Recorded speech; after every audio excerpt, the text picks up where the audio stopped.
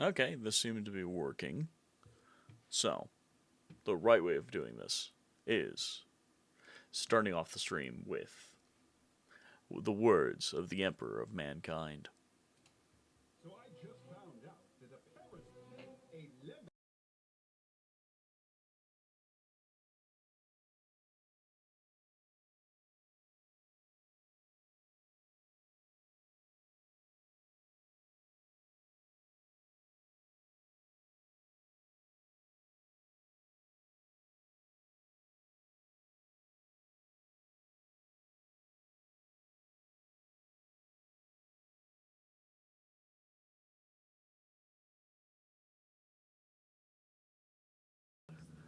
Back to actually watching the lore videos.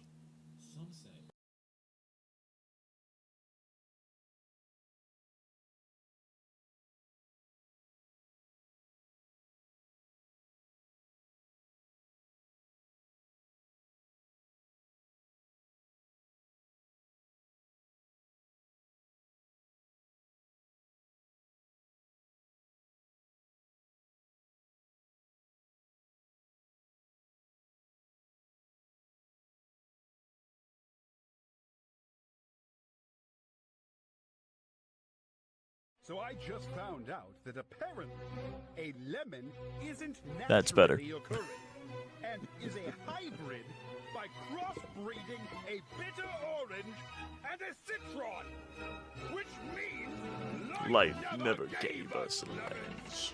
We invented it all by ourselves!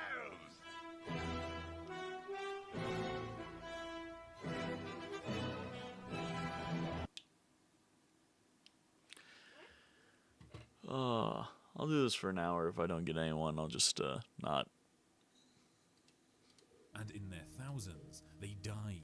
The origins of the man who would one day be known as the Emperor are shrouded in mystery. Some say that thousands of shamans feared that our race and planet would fall prey to the psychic entities that dwell in the warp. Therefore, in their thousands they swallowed poison, and in their thousands they died, so that they would be reincarnated into a single body. Others say that he is just the most powerful of a group known as the Perpetuals. They are the next stage of human evolution, a Homo superior, gifted with supernatural powers and immortality, able to regenerate from almost any wound. We do know that he was already ancient before mankind even took to the stars. Certainly, other Perpetuals did exist, and one by one he found them.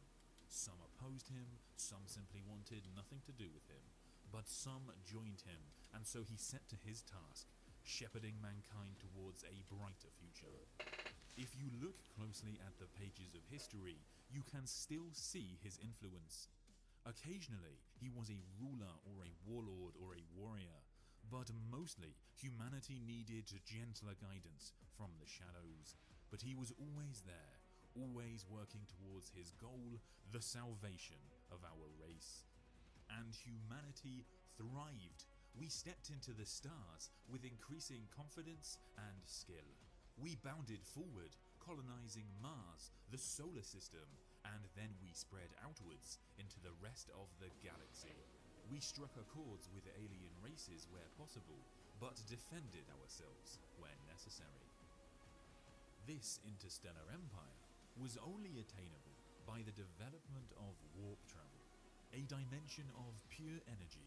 The warp lurks beneath the skin of our reality. It is known as the Empyrean, the Immaterium, the Sea of Souls, and by many other names.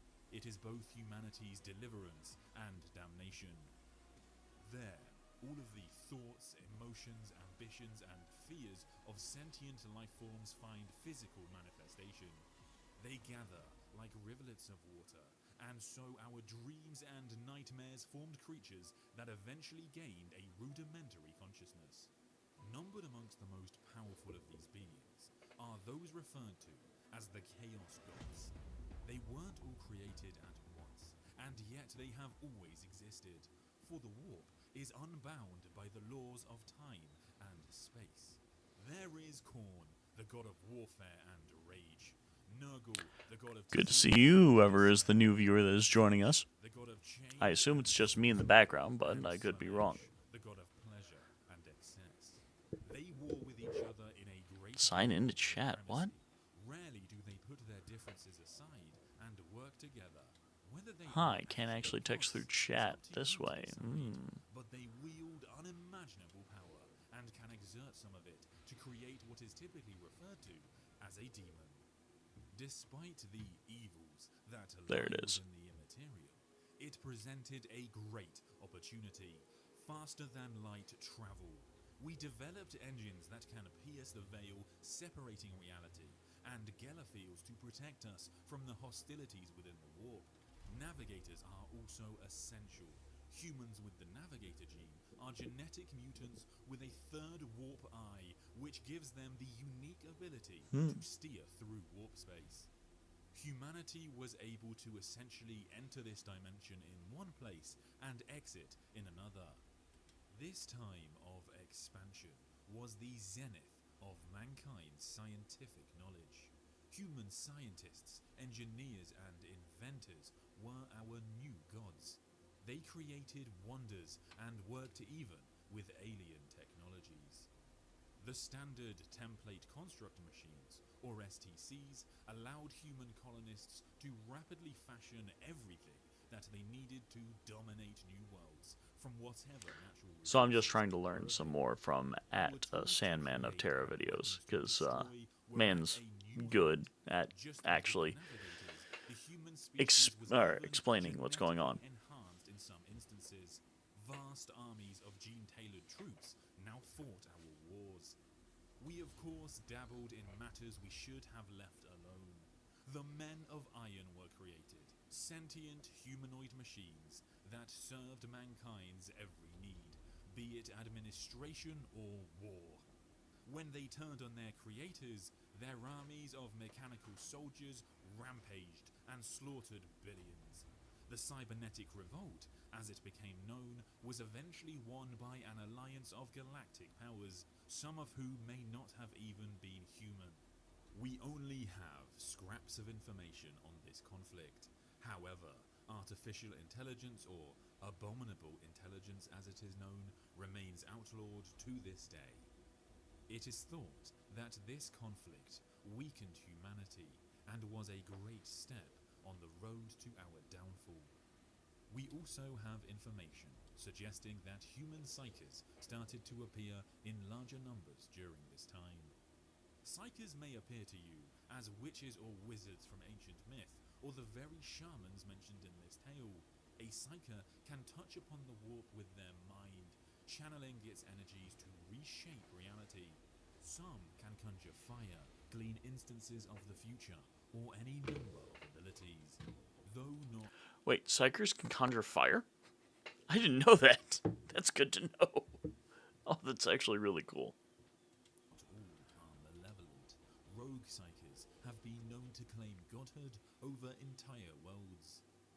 Additionally, whereas all souls burn like candles amidst the tides of the warp, a psyker's burns like a lantern.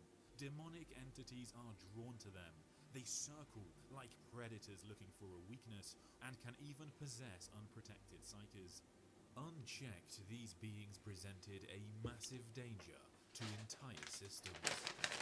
We were reeling from a cybernetic revolt, dealing with anarchy caused by rising psyker numbers, and perilous warp storms rose to block off travel and trade.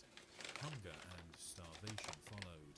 Terrible wars broke out as warlords tried to carve out their piece of the galaxy. Some worlds were entirely isolated, and over the millennia evolved into criminal societies. This period is often referred to as the Dark Age of Technology, but not necessarily because of its brutality or wickedness, but because so little, in terms of its technology or records, has survived. Much of our economic strength and political unity was gone. The aptly named Age of Strife was upon us. Post-apocalyptic barbarism rose even on the Earth itself, which had previously been a jewel, a shining hub of the powerful human civilization. Humanity's homeworld, now known as Terra, was in the grip of war as techno-barbarians battled with gene-enhanced soldiers. Our full destructive capabilities were unleashed. Billions died, and even the last of the oceans boiled away. And then, in humanity's darkest hour, a shining figure emerged. The Emperor. After millennia of lying in the shadows, he had seen the vulnerability of humanity and the threats that are trying or will Thank you one to day the other come person that is to joining me in the extinguish stream. our We're life. just learning We Warhammer needed to 40k be lore. unified into one From our imperium of beautiful men. other An YouTuber, iron Sandman fist of Terra. was needed to put humanity back on the necessary path. He stepped into the light and took the name. I'm also gonna eat the breakfast. Emperor of mankind. Over the millennia, disaffection had grown amongst the Perpetuals allied to the Emperor. Their most accomplished struggled to keep pace with his mind, but they noticed he was cutting corners, ruthless in his demand for results. But what could they do? Even together, en masse, the Perpetuals were no match for his power. So over the millennia, most of them left or even betrayed the Emperor. Amongst his plans was to build an Imperium of Man based on truth. His truth, the Imperial truth.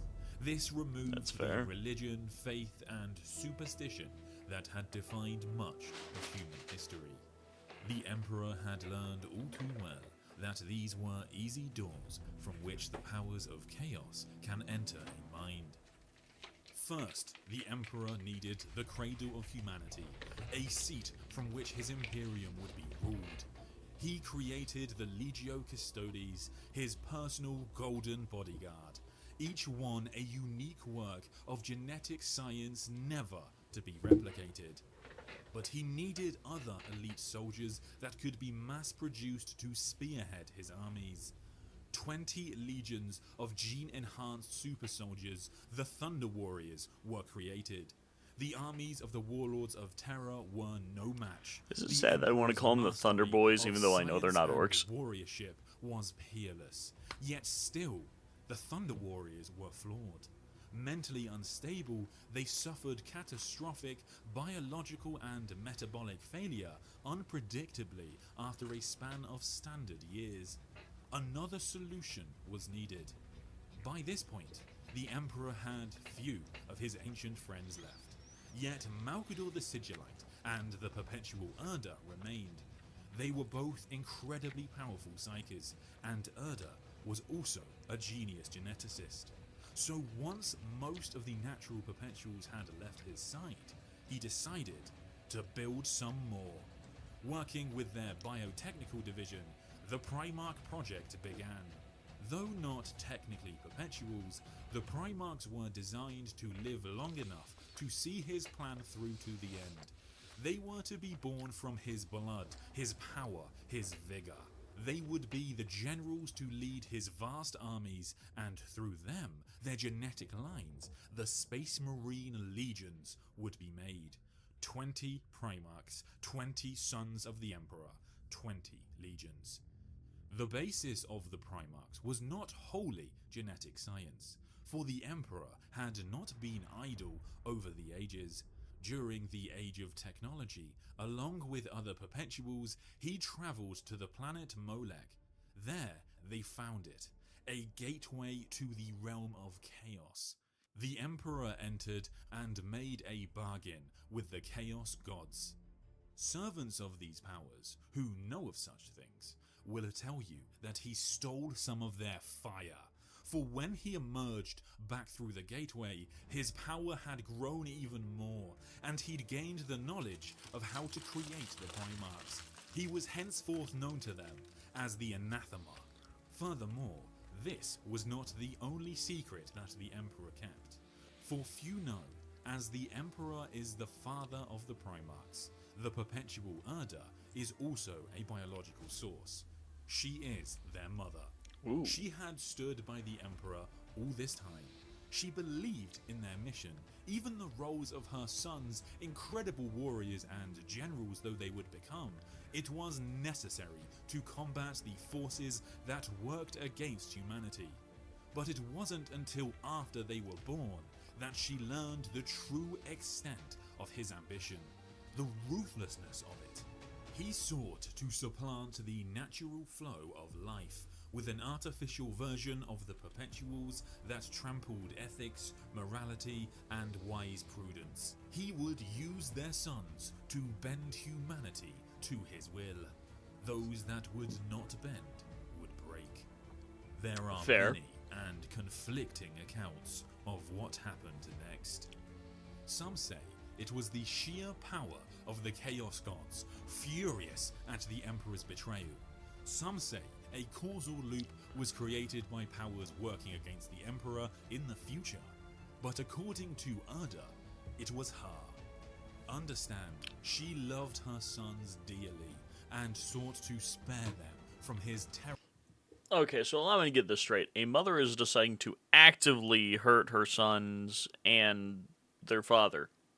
Or at least that's what I'm hearing. I could be wrong. Let's continue. Terrible ambition. She conjured a great warp vortex in the laboratory. The incubation pods were pulled into the Immaterium and scattered onto planets across the galaxy. Oh! But not all was lost, Huh. for he still had their genetic material. The gene seed implants were made, used to grow 19 artificial organs that turn a normal human male into a superhuman space marine. Their strength, speed, resilience, and skills are so extreme that they can annihilate enemies without rest or sustenance. Towering above mere mortals, they have many abilities, surviving underwater, spitting acid, healing at an incredible rate. Even the void of space is not necessarily a death sentence. Recruits are subjected to psycho-indoctrination and conditioning. Their humanity is sacrificed, but their resolve is strengthened, honing them into dedicated and merciless warriors. I thought, and apparently I'm wrong, that the Space Marines were actually supposed to be the pinnacle of humanity, and that's what the Emperor's vision was. Apparently I'm wrong, which sucks. The Thunder Warriors, for their part, were purged, their usefulness fulfilled, their worth surpassed. But finally Terra, as well as its moon Luna, were under the Emperor's rule, and so he set his eyes upon Mars. The Red Planet had suffered greatly through the Age of Strife, and terrible breaches had formed between Mars and Terra. A religion of survival rose up. The cult Mechanicus was dedicated to the machine god. When the Emperor came, he demonstrated his power by repairing a colossal war engine with but a single touch. Henceforth, he was commonly seen as the Omnissiah, the earthly representative of the machine god. The Treaty of Olympus was signed, unifying Mars with the fledgling Imperium. The Emperor agreed not to interfere in the Mechanicum and allowed them to continue their beliefs. In exchange, they and their Forge Worlds would produce and manufacture the wide amount of weapons, ships, and other tools for the Imperium. The Eldar, or Eldari, are an ancient race. Their empire spanned 60 million years. Such was their mastery of technology that their lives were spent indulging in decadence and pleasure, their every whim satisfied. They are exceptionally psychic beings, and so amidst the swirling energies of the Immaterium, the depravity of the Eldar formed a consciousness. The Chaos God Slaanesh was born, and born violently. The cataclysmic explosion in the heart of the Eldar realm annihilated billions. Only a small number of Eldar survived, those who were in places the apocalypse could not reach. The Eldar civilization was nearly all destroyed, the spirits of the slain devoured by Slaanesh. It left That's a fair. wound in real space, a massive warp rift called the Eye of Terror. In that dreadful place, Oh. the warp coexists with real space. And That's good to demon know. worlds, The like Ayaterra was within. actually before The humanity got there. shockwave from this event blasted across the Immaterium, clearing the warp storms that had plunged humanity into darkness. This meant that traveling across the galaxy was feasible once again. In this way, the death of the Eldar Empire heralded the birth of the Imperium, and mankind inherited the stars. The Emperor's Great Crusade, now fully underway, aimed to reunite the worlds of humanity, but under his banner. The Xenos races would also be purged, for he wanted to ensure that the tragedies of the past be prevented from occurring again. The Astronomicon was constructed on Terra, a psychic beacon powered by the Emperor's own might. Navigators can use the Astronomicon to pilot their ships through the otherwise unnavigable chaos of warp space. As the Great Crusade pushed out across the stars and worlds were claimed by the Imperium, eventually the Emperor found that which he coveted most, his own son. The 16th Primarch, Horus Lupercal, was found on the planet Chthoniya, proof that many of these incredible beings could still be reunited with their father. For many years, it was just Horus and the Emperor conquering worlds together, but over time, all of the Primarchs were found. They were not all as the Imperium expected. They had grown to maturity on their homeworlds, the landscapes and people moulding them. Naturally, they seemed as demigods to the local populaces, and many rose to become great rulers, but some were forced to eke out a life of pain and turmoil. Yet after reuniting with their sons, these ultimate generals brought the word of the Emperor to the corners of the galaxy. Worlds who would not willingly join the Imperium of Man were brought into compliance by harsher means. Far beyond even the Space Marines, their powers and abilities rivaled those of the Emperor himself. Furthermore, no two were alike, each one an embodiment of a different facet of their father's character, and the legions each developed their own preferences for warfare. They truly were magnificent. Unfortunately, the history of the Imperium recounts the titles of only 18 legions, yet 20 Primarchs were created. The fates of the 2nd and 11th legions are entirely unknown. The Emperor had their records and statues destroyed. The Great Crusade swept the stars for 2 centuries and achieved the Great Triumph with a victory against a massive Orquar during the Ulanor Crusade. After this victory, the Emperor announced that he was going to return to Terra. There was a secret project to undertake. However, the Great Crusade needed to continue. Therefore, one Primarch had to be elevated to a level above his brothers. He gave Horus the title of War Master. To cement his power and demonstrate the honor that the Emperor had bestowed on him, Horus renamed the Lunar Wolves as the Sons of Horus. The Primarchs are brothers of a sort, and as with any fraternal bond... Okay, yeah, I'm gonna just say this. The fact that Horus decided to change his chapter's name to the Sons of Horus is a little bit concerning and should have been a little bit forthcoming in knowing that something was going on. My opinion.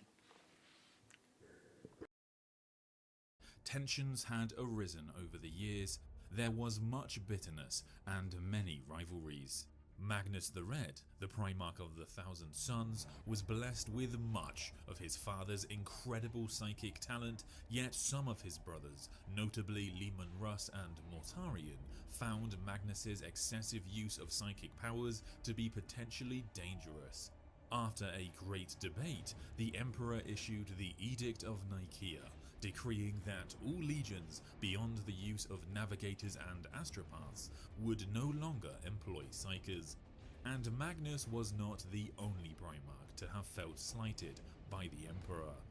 Decades earlier, Lorgar and his word-bearers were rebuked by the Emperor for spreading worship and promoting the divinity of the Master of Mankind against the ideals of the Imperial Truth. To be fair, he never wanted to be seen as a god from my understanding, so it's not exactly a bad thing he did this. Humiliated, Lorgar was slowly poisoned against the Emperor by his top advisors, and he found new faith, this time in the Chaos Gods, beings worthy of his worship. They plotted the Emperor's downfall, and after many years, the time came. When Horus and his sons went to the Davin system to quash a rebellion, he fought Yugen Temba. Previously a friend, the planetary governor had been corrupted by Nurgle and wielded the powerful Anathame blade gifted to him by the word-bearer Erebus. Though Horus defeated his old friend, Temba had managed to inflict a devastating wound on the Primarch. It was resistant to their medicine, so, under the advisement of Erebus, the sons of Horus sought help from the priests of Davin's Serpent Lodge. They enveloped Horus in a chaos ritual, and Horus's spirit was shown visions by the Chaos Gods. He saw lies and half-truths. The Emperor had deceived his sons, utilized the warp to craft the Primarchs, and then banned its usage. He had abandoned the Great Crusade. He had abandoned the Thunder Warriors. What would happen to Horus and his sons when the Great Crusade was over?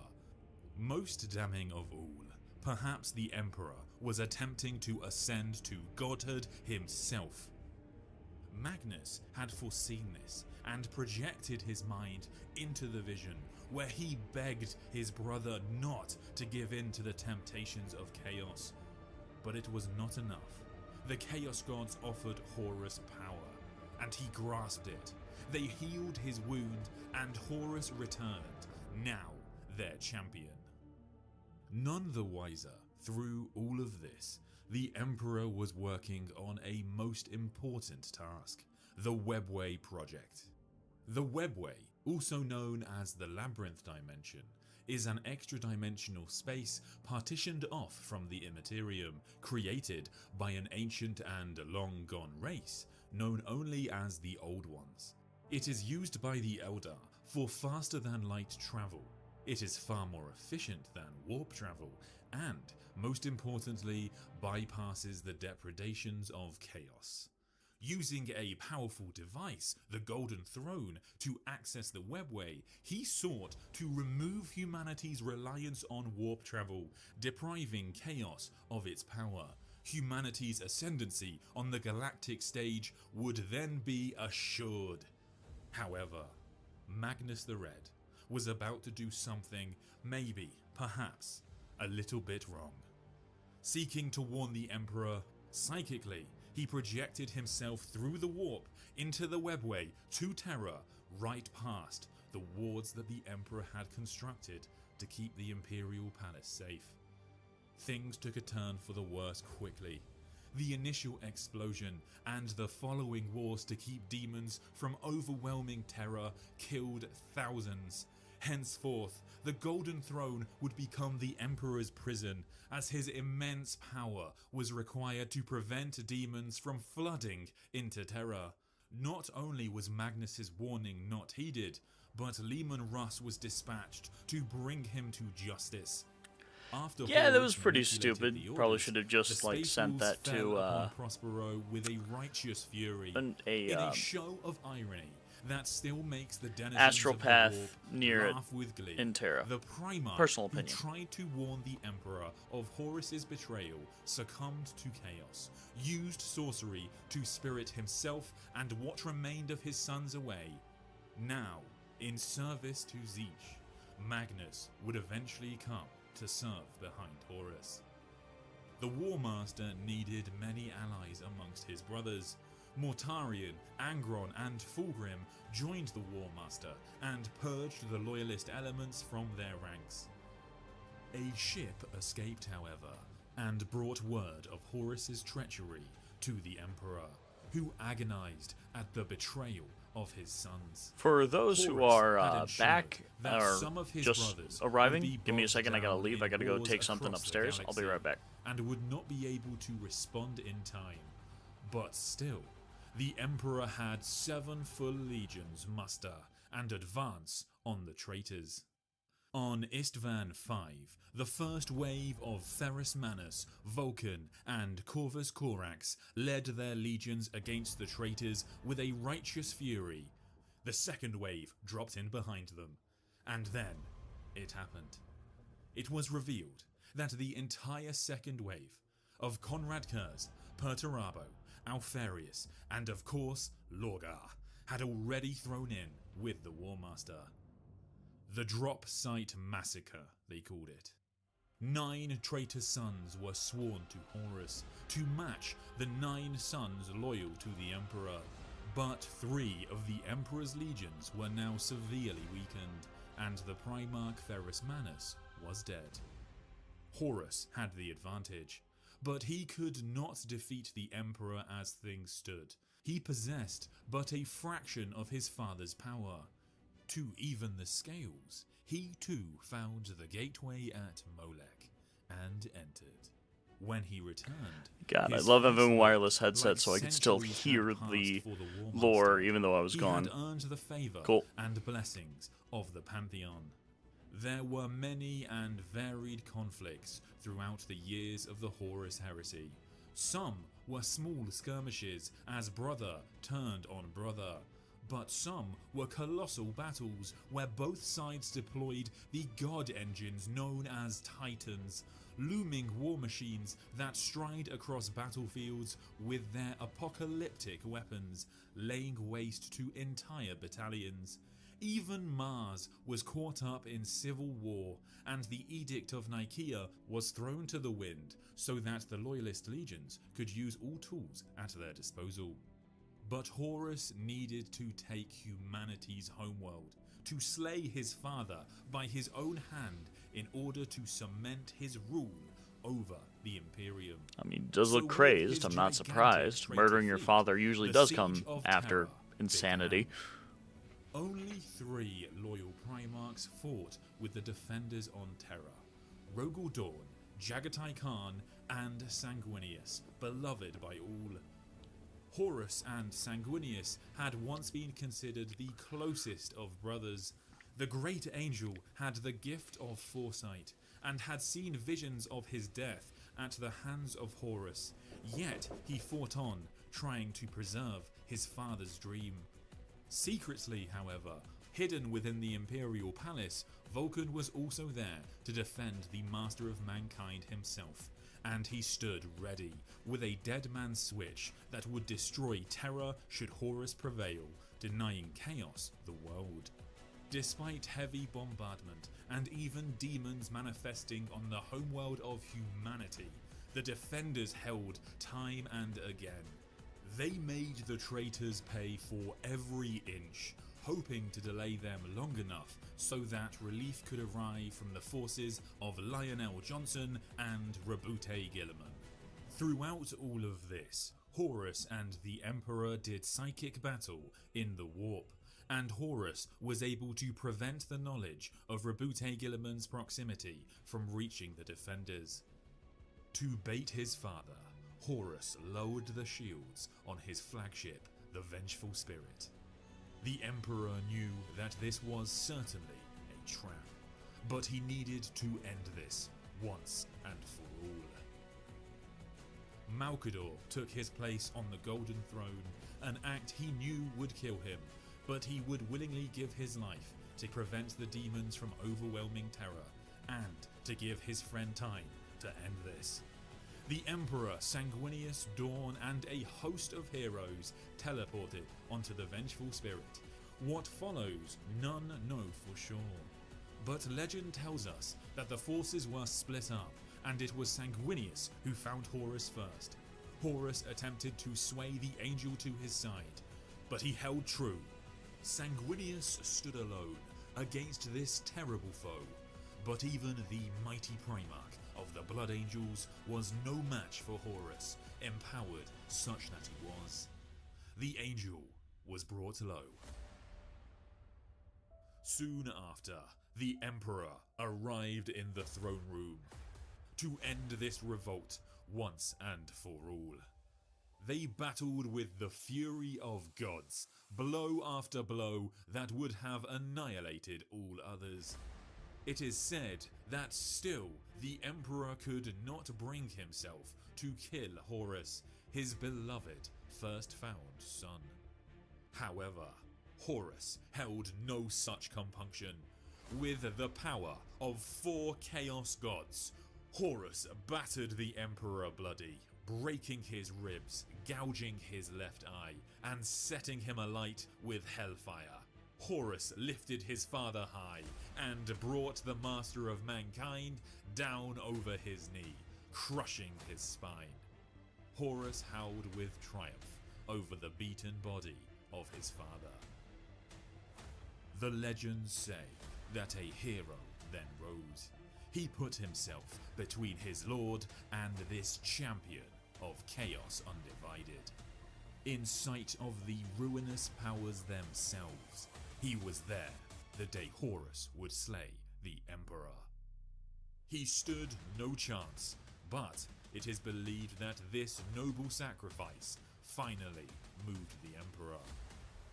Whatever the cause, the Emperor could see Horus as truly irredeemable.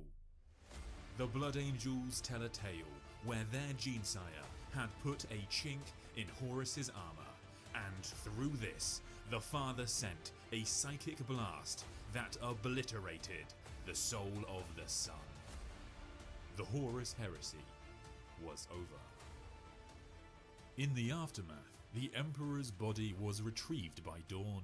He was rushed back to the Imperial Palace, where the last of Malcador's life was spent. He was disengaged from the throne, and his body crumbled to dust. Only one being had the power and will to take that seat now.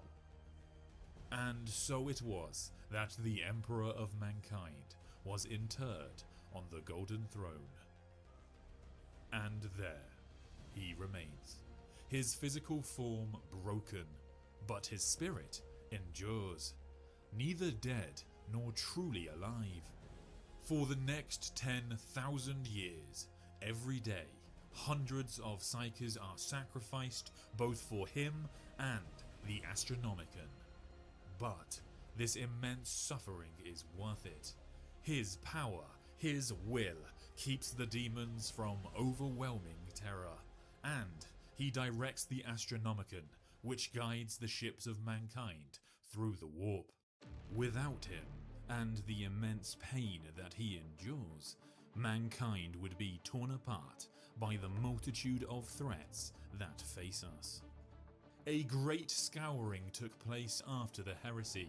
Horus's first captain, Abaddon, took the War Master's body, and the traitors fled into the hellish sanctuary of the Eye of Terror. Many of these Marines are now sworn to the Chaos Powers. I didn't realize Abaddon the Despoiler actually took Horus's body. That's good to know. Makes you wonder what's going to happen in the future. These Chaos Space Marines are supplemented by their patrons. The glorious work of the Emperor is defiled. They are abhorrent abominations who utilize their dark gifts in the long war against the Imperium. To prevent another catastrophic rebellion, reforms are implemented. Military bodies are divided. Even the Space Marine legions are split up into chapters, which, according to the Codex Astartes, should contain no more than 1,000 combat-ready battle brothers. These measures make sure that no individual can wield the same vast power that Horus once possessed. As well as having to deal with various chaos incursions, Xenos races, once held at bay during the Great Crusade, resurfaced. The Drukhari are sadistic Eldar killers. They lurk in the dark city of Commorragh that lies within the Webway, and so they were sheltered from the fall of their race. They feed off despair and anguish. Emerging from Webway gates, they raid and plunder at will, taking many slaves back to Commorragh for their dark experiments. Their nobler cousins, the Azuriani, fled the fall on vast space vessels known as Craftworlds. Their immense psychic power and technology allows them to minimize their losses, for they cling to survival by a thread. War hosts only engage after the reading of the Skeins of Fate and lengthy debates by councils of Farseers, warlocks, and senior military leaders. Don't be fooled by their barbaric nature. The Orcs pose a formidable threat. They thrive on battle and mayhem. The infighting amongst the many competitive and violent warbands, tribes and clans is thought by some to be the only reason that they have not conquered the galaxy. For when enough Orcs unite under a powerful war boss, the resulting war is nearly unstoppable. 1500 years after Wow. heresy, for example, Yes. How one it should called be. The Beast led a huge force. What is that your warriors nearly called? It's a claimed Wa. Terra itself. The Emperor's remaining loyalist sons are now long gone. They go missing. Some are presumed dead. Only one lives, and barely. Rabute Gilliman of the Ultramarines had his neck cut by the poisoned blade of his brother Fulgrim after the heresy. He was put in stasis on the edge of death. He sits as static as his father, but a morbid symbol of the age of Primarchs, of the time when the Emperor strode the galaxy. As for those fallen sons, 6 traitor Primarchs persist. They have ascended to demonhood, bound to their patron gods in eternal servitude, but wielding almost godlike powers. Time and again, they bring calamity down on the worlds of the Imperium. And so who is left to run the Imperium? The High Lords of Terra now wield incredible power. Beneath them, bureaucrats, the Adeptus Terra, organize the Imperium. Systems that call for aid sometimes don't see a response for decades, by which time I can they've believe that. already fallen to invaders or turned from the Emperor's light themselves. Worlds are generally permitted to rule as they see fit, so long as they pay their tithes, such as the military manpower for the Astra Militara. The regiments of the Imperial Guard are the flesh and Definitely a bone feudal shield society. for That's the what I sort of Emperor's thought. They may not have genetic enhancement or technological superiority, but they do have their overwhelming weight of numbers and enough artillery, mechanized support, and lasguns to fill the air with apocalyptic levels of firepower. Such immense military might. And then you have the Soldiers of Krieg, where it's like, ah, yes, we're going to start shooting artillery in that direction. And then our soldiers are going to go over there. Ah, and then we're going to stop artillery. Stop? Is at the beck and call of the shadowy organization of the Inquisition. Inquisitors are able to requisition whatever military assets that they require for their mission. That mission being the survival of the Imperium. Inquisitors act with the authority of the Emperor's own hand. To deny them is death.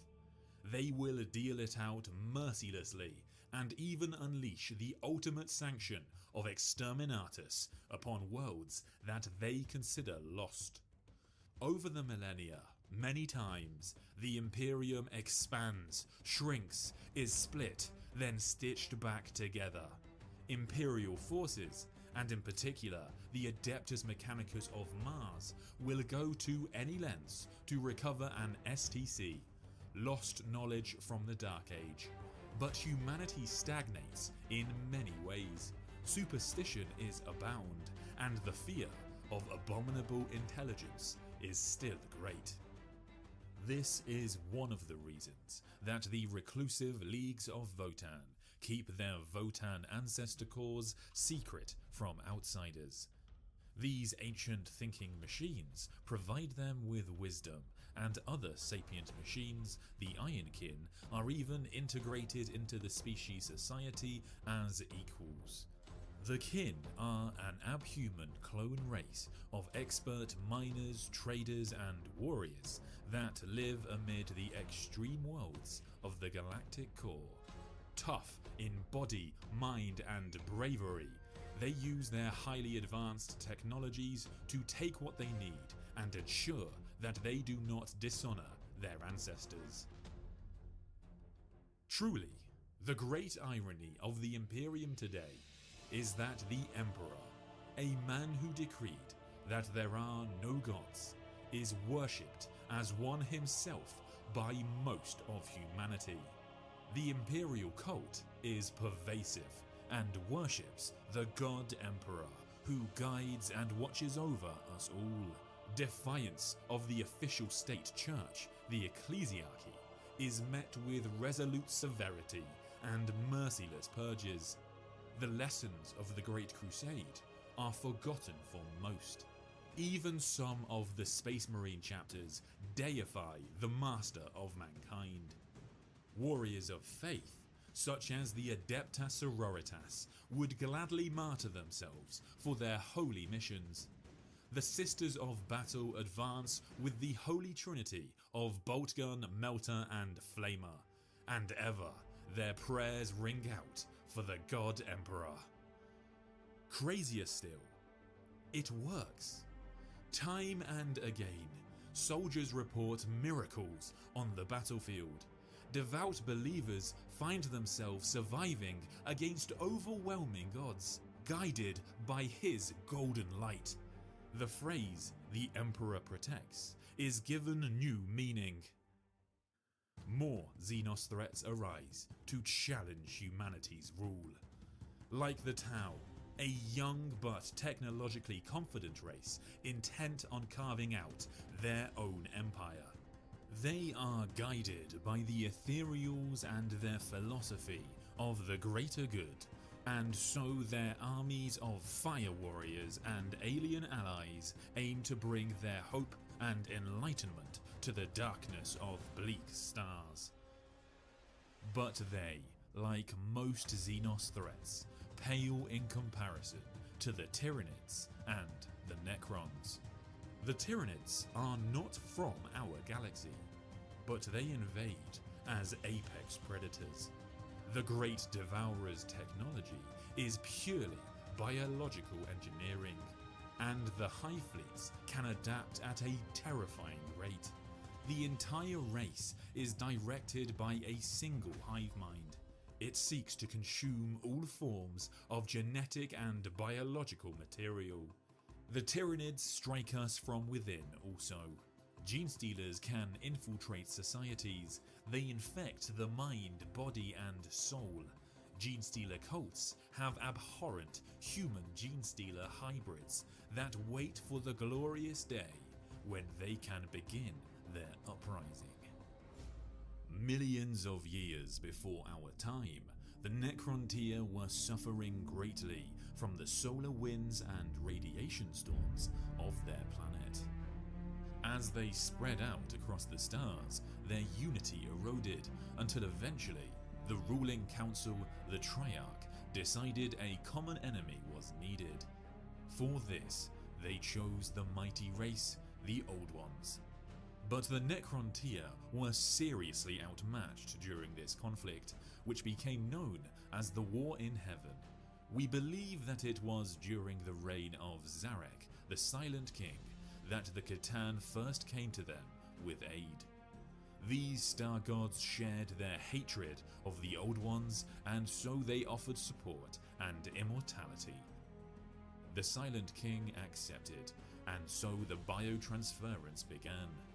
Now, technically, the C'tan's offer of immortality was true, as the flesh bodies of the Necrontyr were no more, and the immortal living metal bodies of the Necrons now stood.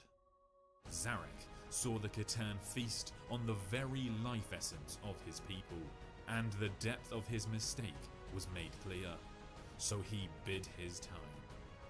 It is believed that during the War in Heaven, the Old Ones created the younger races for allies, which included the races that would one day become the Eldari, the Orcs, and perhaps even humanity. After the war was won, and the Old Ones were defeated, Zarek led his warriors in revolt. The unimaginable energy weapons of the Necrons sundered the Catan into shards. With revenge achieved, the Silent King departed our galaxy, but not before commanding his people to enter stasis within their tomb worlds. He then destroyed the command protocols that granted him control of the people that he had failed. Most Necrons remain dull-witted creatures with little memory of the individual that they once were, but the Necron Lords and Overlords retain all of the drives, obsessions, and personality that they once possessed.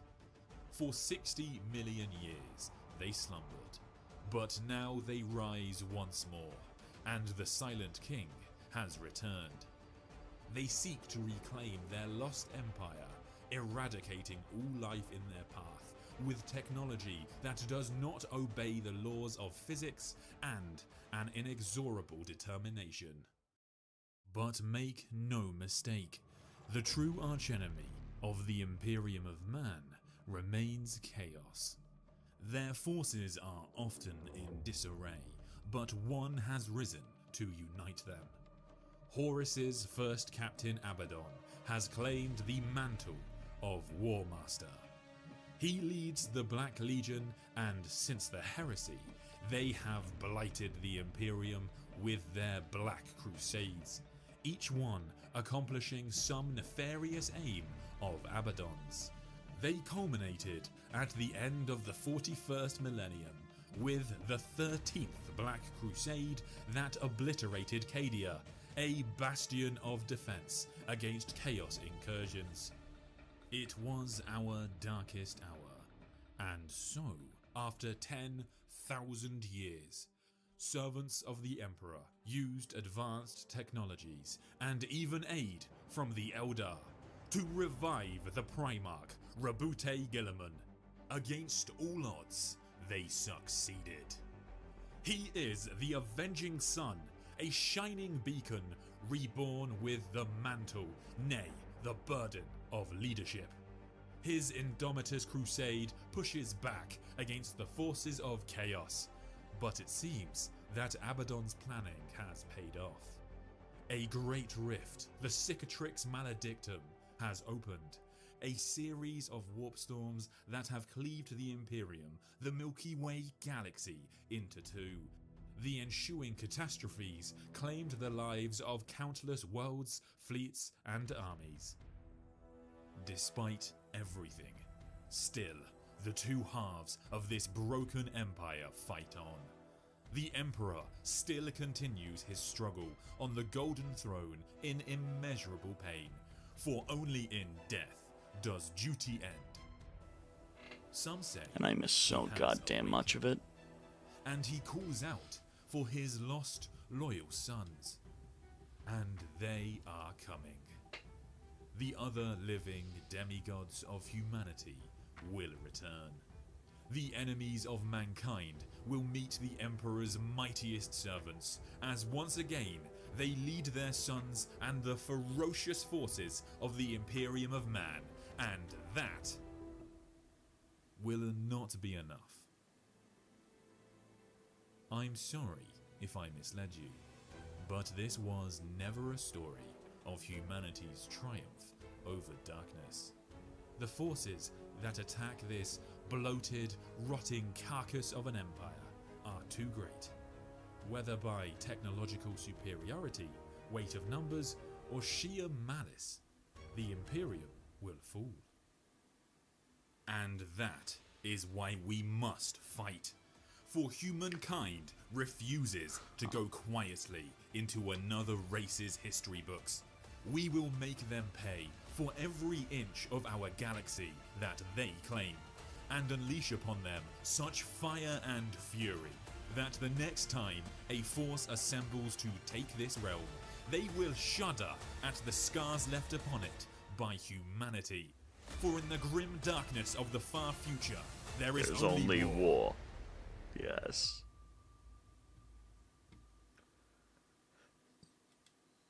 I am sorry, Morkath. I have disappointed you. This is a story about the daughter of Agron, or daughter of Agron. That chandelier looks like a Blackstone fortress. If you're not familiar with what Eisenhorn is talking about there, a Blackstone fortress is an ancient star vessel of a technology far exceeding anything humanity has ever created. The Eldari talk about these things like they are the divine creations of their smith god, Vul. A piece of prehistory, a relic from before the fall, wrought by the great weaponsmith himself, Vul's talisman. A shard of his divinity, still hanging in the stars, still tangible and real.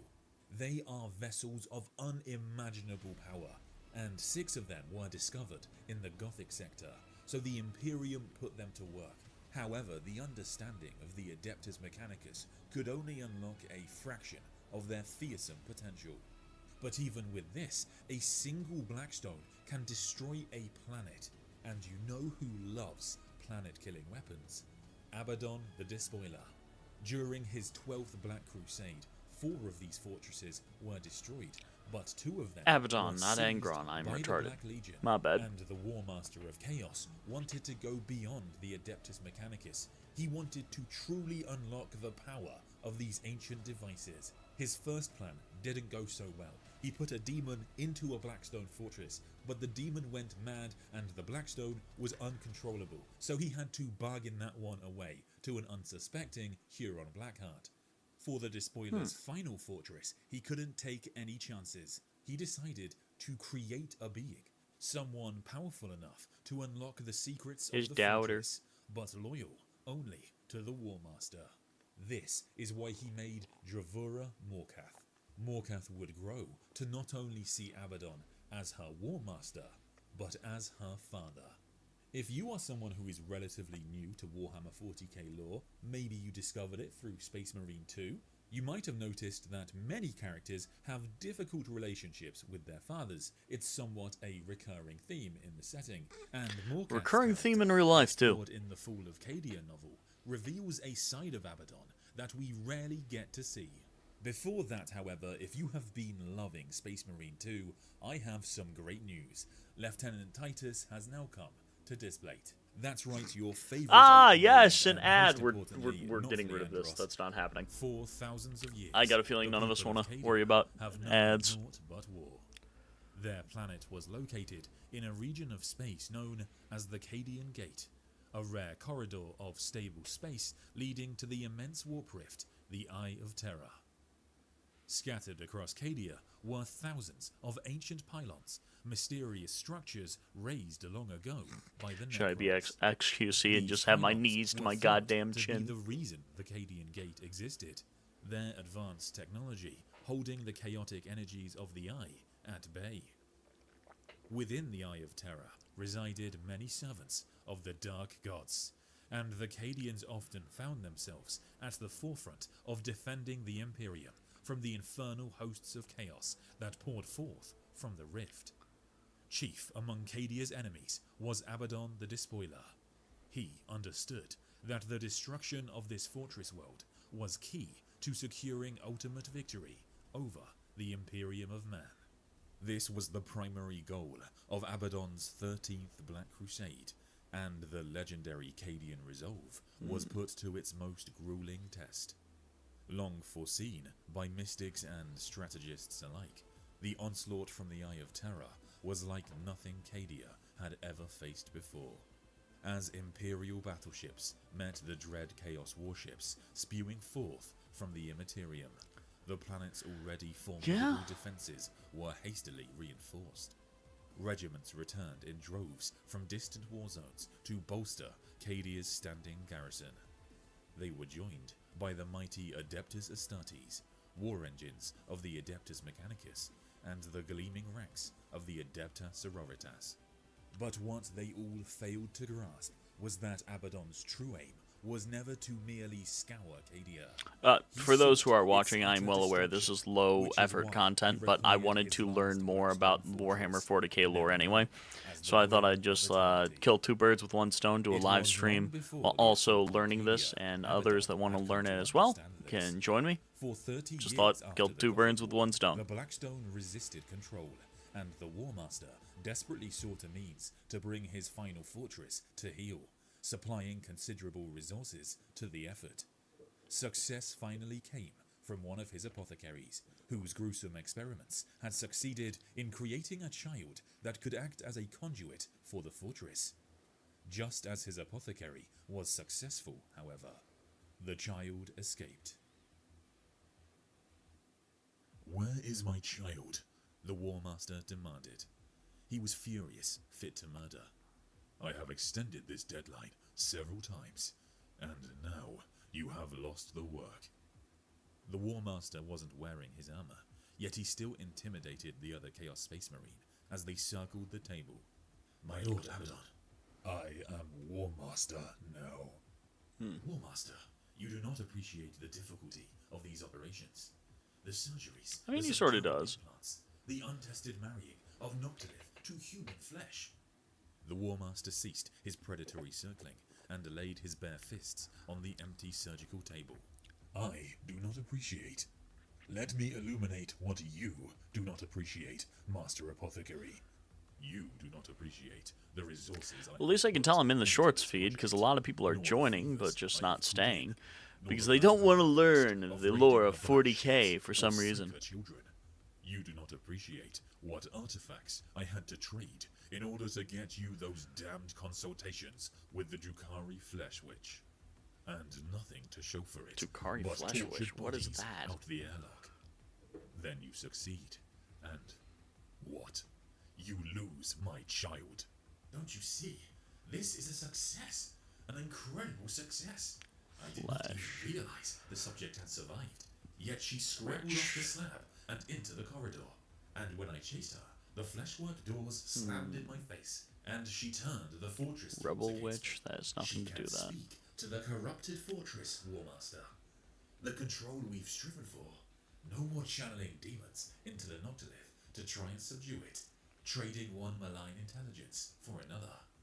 We have a purpose-built control device that can itself... For those who are joining, once again, I know you're coming in here from Shorts.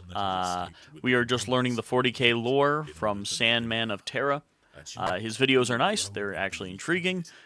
Please sit here and join, or just watch the full video and not through Shorts. Either way, I hope you enjoy. The War Master raised a hand to his comlink. "Acanthos," he said, "round up your house. A hunting pack. We are going deep in the fortress." It was Here for indeed a long lore, time before what is Acanthos was necessary. found by the Hounds of Abaddon. By this point, even though she was still a child, her extraordinary psychic abilities had already become apparent. A cult had begun to form around her, and they worshipped her, even replacing... For the record, her I don't blame with those who are a just popping here Noctilith from orb. Shorts and not When actually, Acanthos seeing found them, he or slaughtered wanting to the stay, cult, but because Morgoth you could weren't use the expecting, fortress as her own someone weapon. just sit here She and watch commanded cables to lore ensnare videos. You were Acanthos, probably expecting a choking little them funny off. haha, a little She funny had a easy dawn stuff chop off the arms that just, of one keep of his on Chaos Space Marines, playing. and spikes Unfortunately, shot you up have from the me floor sitting here to watching skewer lore another. videos, All this power was exerted from a child which that are looked fun. 6 or 7, though so Or you're malnourished looking for he could have Slaughter been as old as from 10. Space Marine 2, She which was I dressed in 100% agree with. matted black hair and a mouth full of Noctilith teeth. "Stop, child. We do not wish to harm you." It was the voice of Abaddon that calmed her. At his request, she released Acanthos, and as the I want to check something, actually.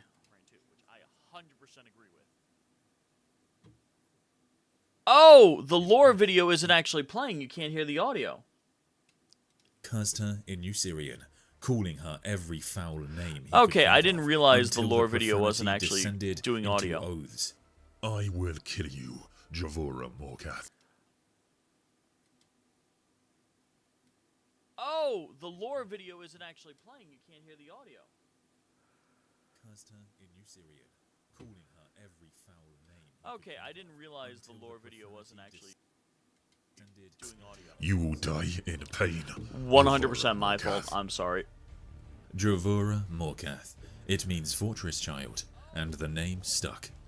From that point on, her loyalty to Ezekiel Abaddon was assured, though many like Acanthos hated her. Her immense psychic talent, coupled with her ability to exert some control over the fortress, made her extremely useful, and over the years, they became very close. Abaddon never forbade her from reading his thoughts. Indeed, at times she assumed he thought things for the explicit purpose of her reading them, a unique shared mind connection so she could better serve him.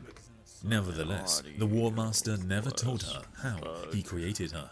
Instead, he spun a lie that he found her as a feral child in the fortress, that she belonged to the Blackstone, was perhaps even its creation. Therefore, as she grew up, she often saw the fortress That as should her be better. mother and Abaddon as her father. She was his link to the fortress, the empiric architect capable of infusing the inert Noctilith with the essence of the warp. Without her, the will of eternity would be nothing but hostile stone. Would like to apologize Every for single my audio Chaos being Space bugged. Marine that served her father could crush her small frame with a single blow. Yet she felt no fear, for she stood at the right hand of the War Master as his architect and cupbearer, holding a chalice crafted from an immense skull in her elongated fingers.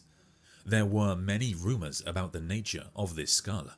Long ago, Fabius Bile had cloned Abaddon's gene-father, Horus. Abaddon led the force to slay this abominable creature, which acknowledged Abaddon as his son. But the ascending better. War Master declared, "I am not your son," and ended the clone Hope that Primarch's actually shows life. up, because that The sucks. legends suggest that the War Master kept this skull and created his chalice from it. Horus was a fool.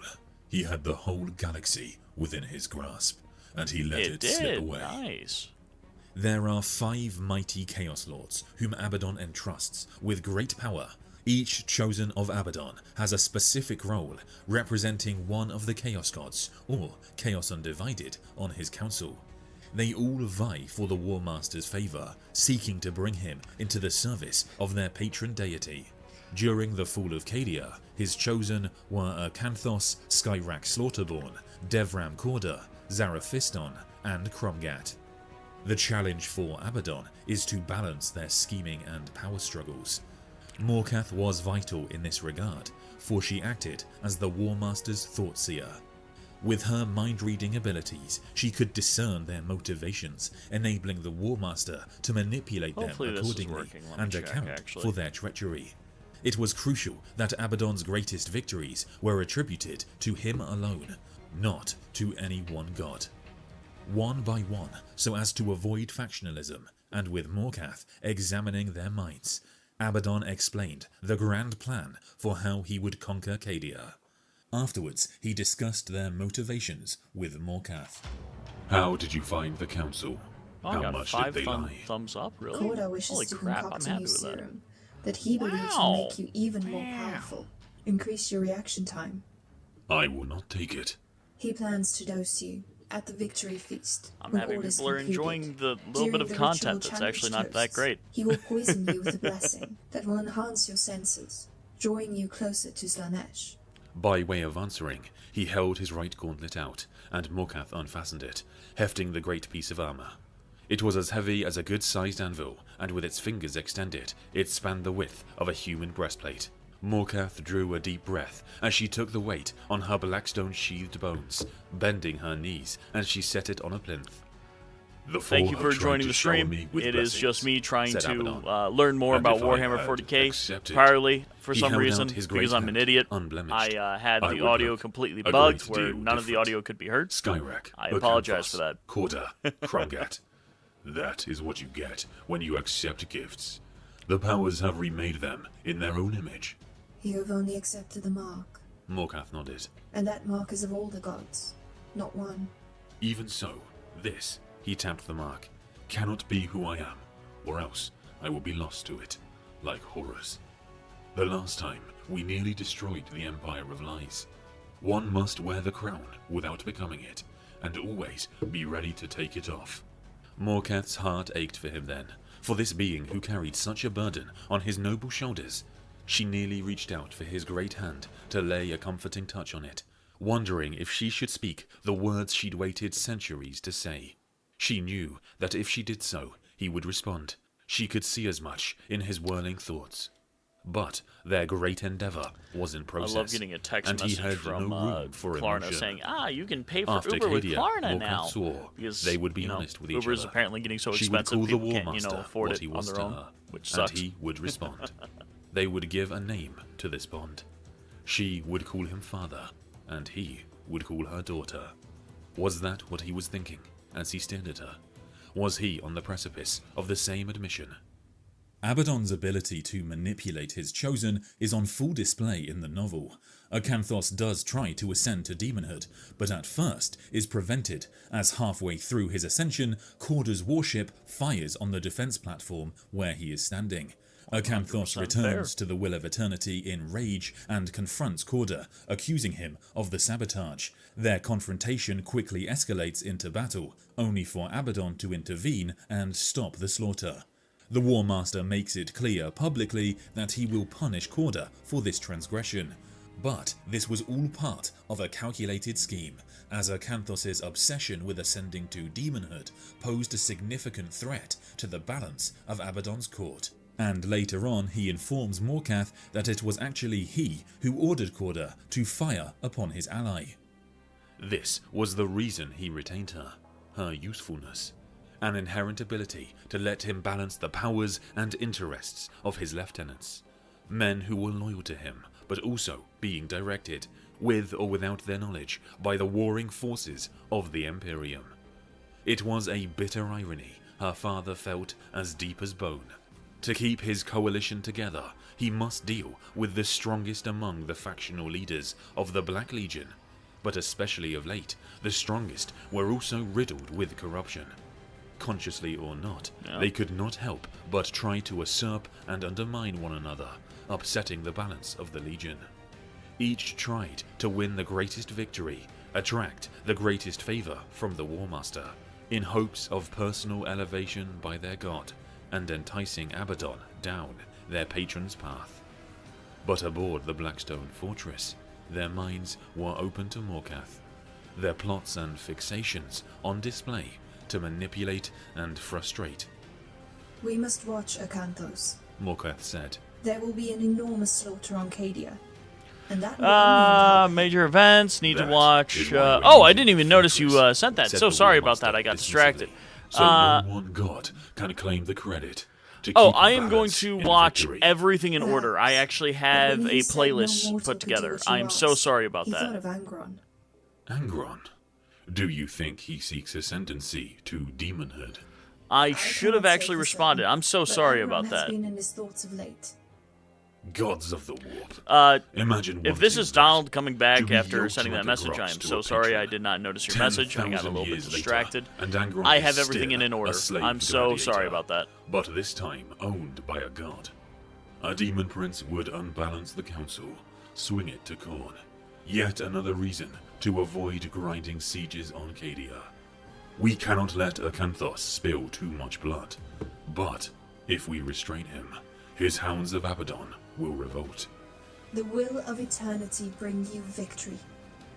If not, it will be a landing. And in that case, I dare not hold Akanthos back. But my lord, to deploy him risks giving him victory. And in that case, you might as well invite the Blood God onto the council table. It is a contingency, and that is the job of a War Master. To have contingencies, even bitter ones. Morkath looked at him then, and took in a sight she had never witnessed before. Her father, the War Master, was seated in a great chair. Thoughts circled his head in orbits of cosmic symmetry. but for just a moment, the golden cycles and rings flared, the planetary bodies of thoughts and beliefs gleaming jewel-like. For the barest instant, it was not a planetary system that floated above his head. It was a crown, one so heavy he strained under the weight. The first part of the Siege of Cadia was a bluff by the forces of chaos. After putting up the pretense of a full-fledged attack, the Black Legion's forces retreated, drawing out the Cadians into chasing them down. This left the way open for the Will of Eternity. The strength of Cadia was in its castles, its fortress cities. The plan was to destroy these with the Will of Eternity, leaving the enemy without headquarters, supply centers, or communication hubs. The Imperial armies would then have nowhere to fall back to. There would be no escape from the orbital fire that would follow. Then, a limited landing force would demolish the Cadian pylons, and, with these destroyed, the warp would rip the planet apart. However, Trazyn the Infinite decided to intervene. From the shadows, this Necron overlord corrected the works of Magos Clan, a tech priest who was an expert in Cadia's Necron pylons. Thereafter, Clan was able to activate a null array on Cadia, neutralizing the Blackstone Fortress's warp beam to the fury of the War Master. When the War Master became this angry, Morkath could always tell by his silence. The more furious he was, the more still he became. The Despoiler was now compelled to fully unleash Akanthos upon Cadia, despite the risk of his ascension to demonhood. Morkath proposed that Akanthos lead an assault on Casa Kraf, the stronghold from where the nullification field is controlled. While this could result in the death of the Lord Ravager, the Fortress Child says to Abaddon that sometimes the best use of a tool is in its sacrifice. The War Master's frustrations only deepened as reports arrived that a contingent of Space Wolves, along with other Loyalist Astartes and support, had boarded the Will of Eternity. Morkath, it appeared, was failing in her command of the vessel. The Chosen expressed their displeasure with Abaddon's cupbearer. She protested, as the Blackstone Fortress is not a traditional voidcraft. It is not a built object. It is a living thing saddled as a ship. Enough, the War Master snapped. Morkath, we will speak in private. We are adjourned. Morkath waited as the others left, staring at her hands, too furious and embarrassed to see their thoughts. When the door closed, Abaddon stood, picked up a silver carafe, and poured a goblet full of water. He passed it to her between his thumb and forefinger, as though it were a minuscule glass of liquor. Drink this. Morkath knew an order when she heard it. It could be poison, and she would still drink. He was her War Master, and so much more. You urged me to fire, he said, as she finished the water in one long draught. And I listened. The action damaged the Will of Eternity, which is irreplaceable. I could not know about the countermeasure. Do not interrupt me. The War Master did not raise his voice. Morkath heard the quiet creak of the silver carafe as his bare hand tightened around it, denting the metal. You have disappointed me, Dravura. After all the favor I have shown, all the freedom I have given you, perhaps it is my fault that my belief in you was misplaced. Her father's thoughts darkened, not with rage, but sadness, regret, a deep anger, but directed internally. No, Lord. She was on her knees before her brain told her body to do so. You have done nothing wrong. I have failed you. The fortress resists me. I have done my best. You will find no lack of study, no sloth, but it is a heavy task. The fortress is ancient and deep. It does not think like a mortal, even a demigod. But I can do it. I will do it. She took the edge of his tabard and pressed it to her forehead, but he did not turn to face her.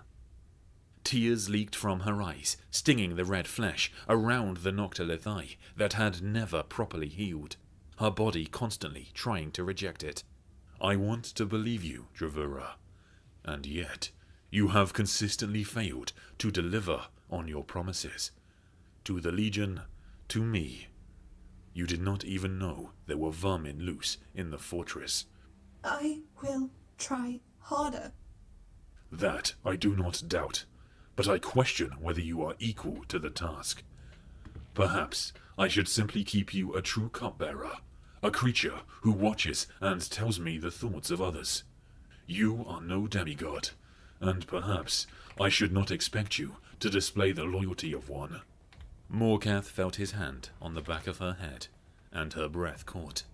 Hearing her voice, the sound of snot in her nostrils, made Morkath hate herself more than even his soft condemnation.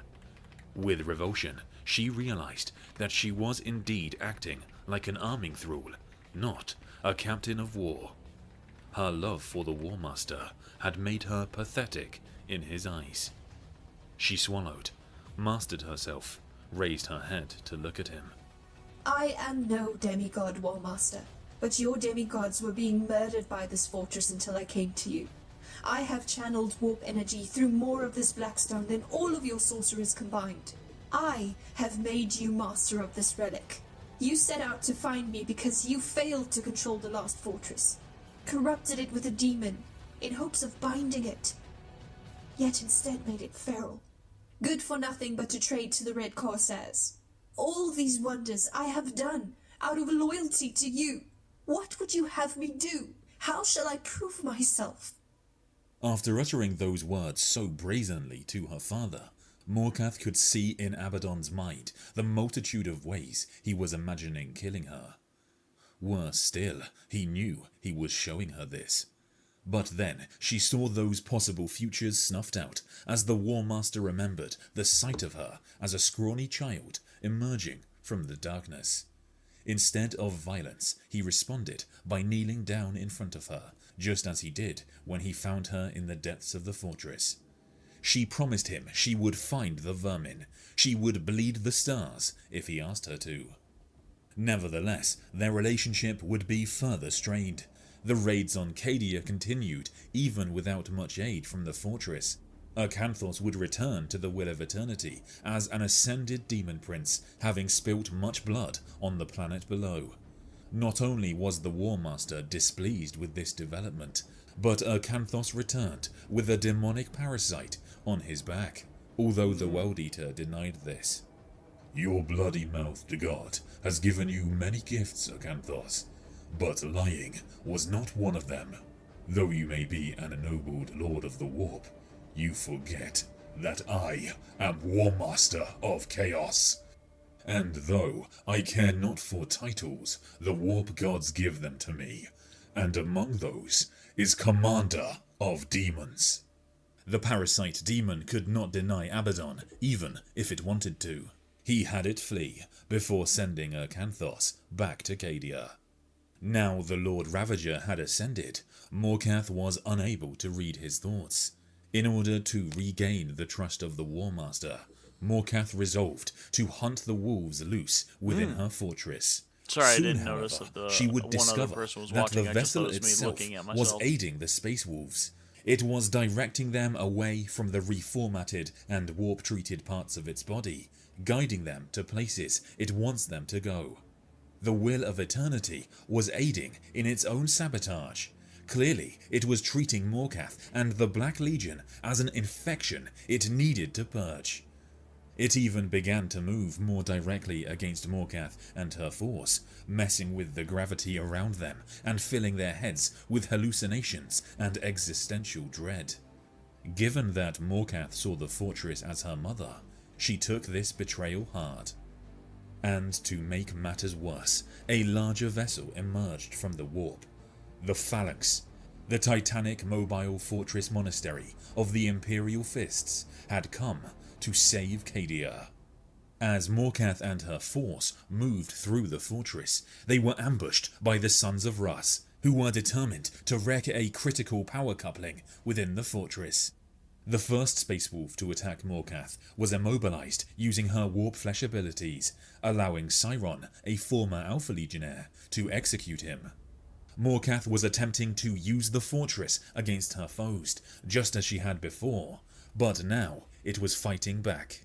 It was when the Legion of the Damned appeared, the closest thing the Imperium has to demons, that Morkath realized how dire the situation was.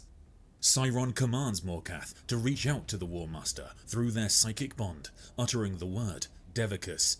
The word acts as a summons, and Abaddon materializes instantly.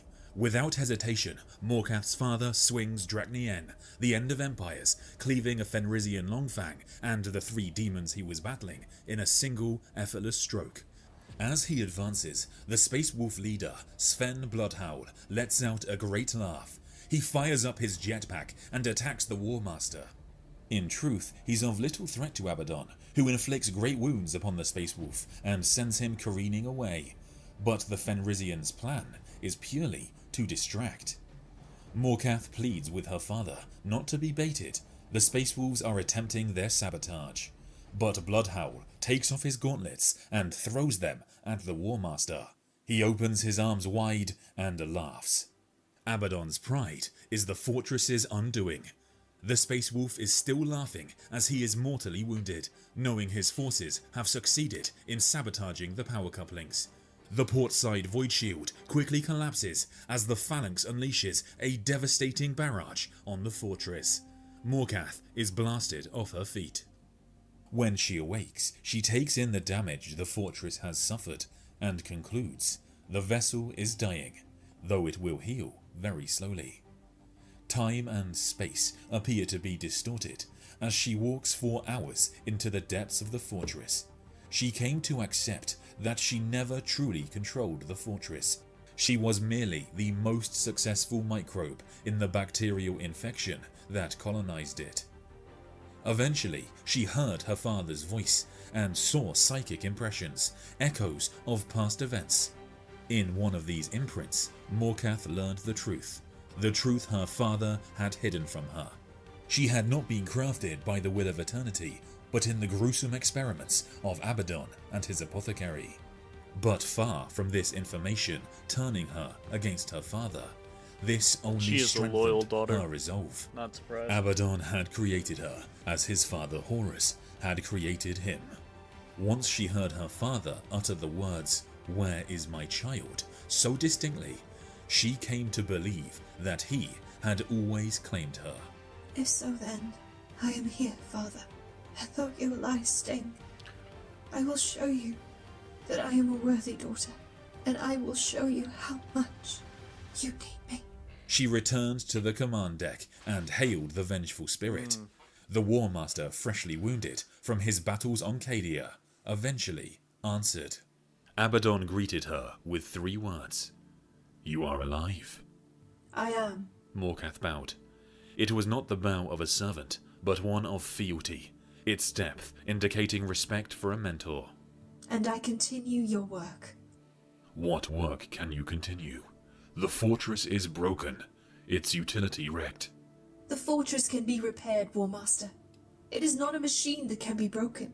It is an entity, and its healing, with the proper structural guidance and the Noctilith graphs, I believe it will become whole again. Morkath punched a set of commands into the throne, streaming the data she'd collected to the Spirit's Bridge. When Cadia is brought to heel, and the servants of the false emperor scattered, we can repair it. We can yet still hammer the Imperial Palace flat under its guns. Morkath, why did you do this? Because it is my contribution, War Master. The service you wished me to perform, to salvage what others had ruined.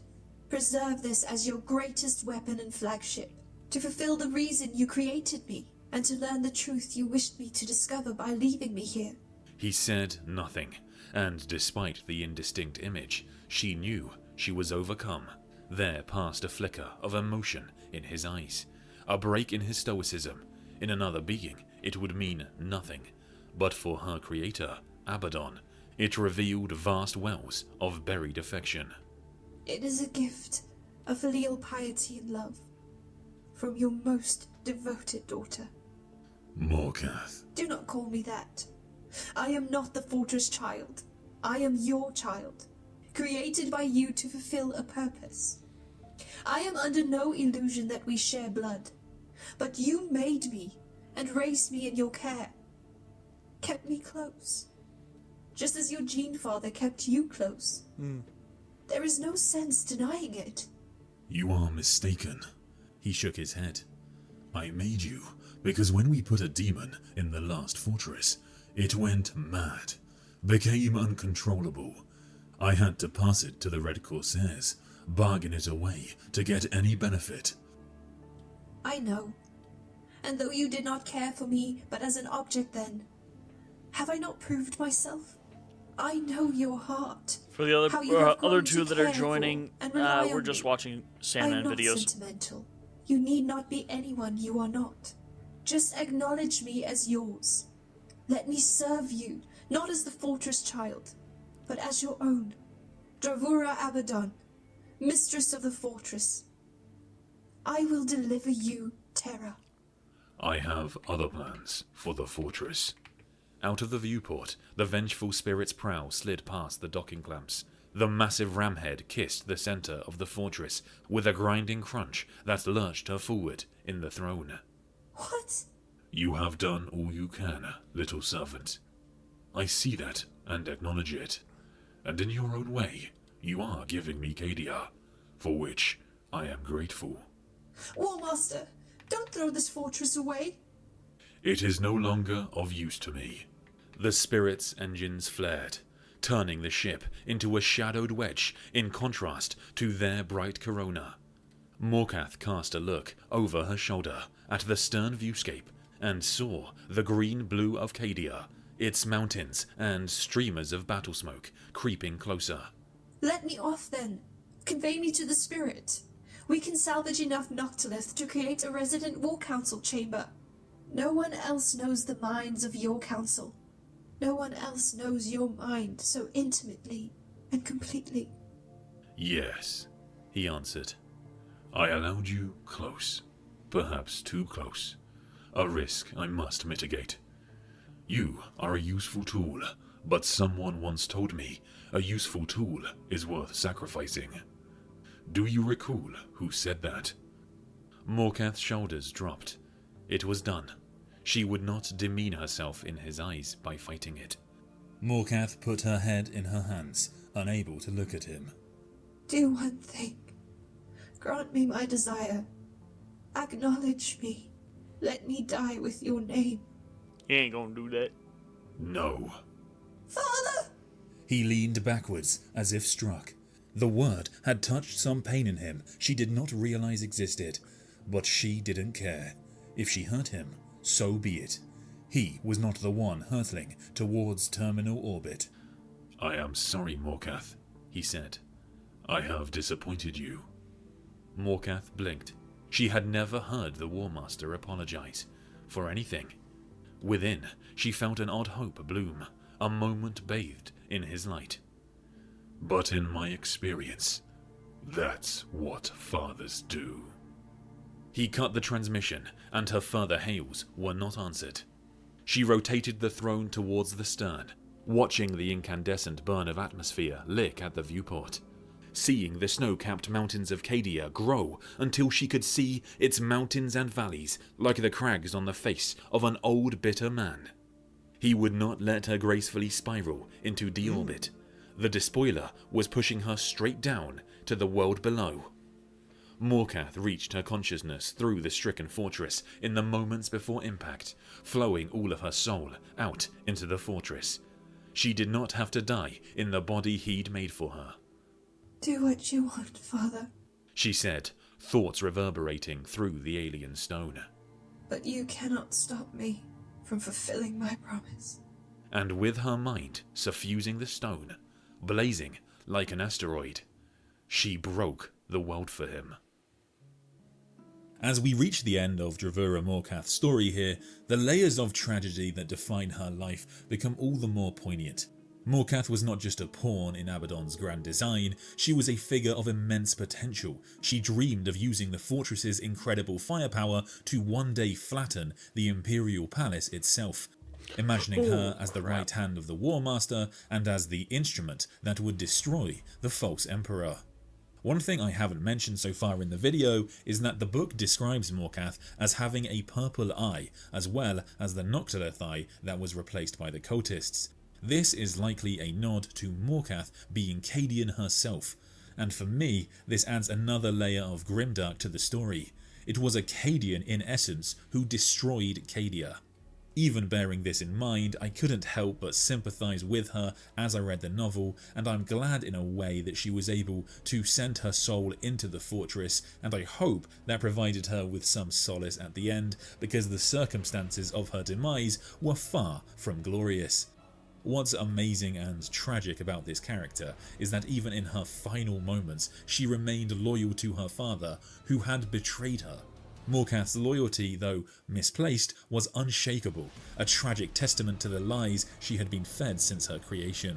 Even just being in the presence of Abaddon has a really profound effect on characters, and I don't think it's an accident that a lot of the language around Abaddon is very similar to the language we see around the Primarchs. Following on from Cadia, Abaddon will head to Vigilus, where he will fight and, quite easily, defeat Marneus Calgar. And again, this is a nod to the idea that Abaddon has become a space marine of a higher level. Black Library are slowly building him up to become a character that could take on a Primarch. Dang. When Morkath Abaddon called took him down father, Calgar? Abaddon's reaction suggested that he did indeed feel some genuine affection for her. Yet, I think this affection was something he despised within himself, and that's why he denies her the simple reward of calling her daughter. In Morkath, Abaddon saw a valuable tool and a child who looked up to him with love and loyalty. The duality of this must have tormented him as he wrestled with the vestiges of his humanity in the midst of his monstrous ambitions. It is certainly worth noting that Abaddon is a master manipulator, and we see him play the Chosen for fools multiple times in the novel, but in his final conversation with Morkath, he really has no reason to lie to her, and so when he reacts to her calling him father, I do believe that was a real response. With the destruction of Cadia, Abaddon's Crimson Path was laid. Cadia's destruction starts a chain reaction that leads to the entire Milky Way galaxy being divided by the Cicatrix Maledictum, or the Great Rift as it's often known. This has given the forces of chaos numerous advantages, and I think it's quite likely Abaddon will be able to push forward to Terra in the years to come. But first, he has his arc with Vashtor the Archifane to finish up. Who knows what kind of hellish weapon they're going to try and recover. Why are we focused on Morkath in this video? There are many other aspects of the Fall of Cadia that deserve attention. It's a really good novelization by Robert Rath, so I would definitely recommend this book.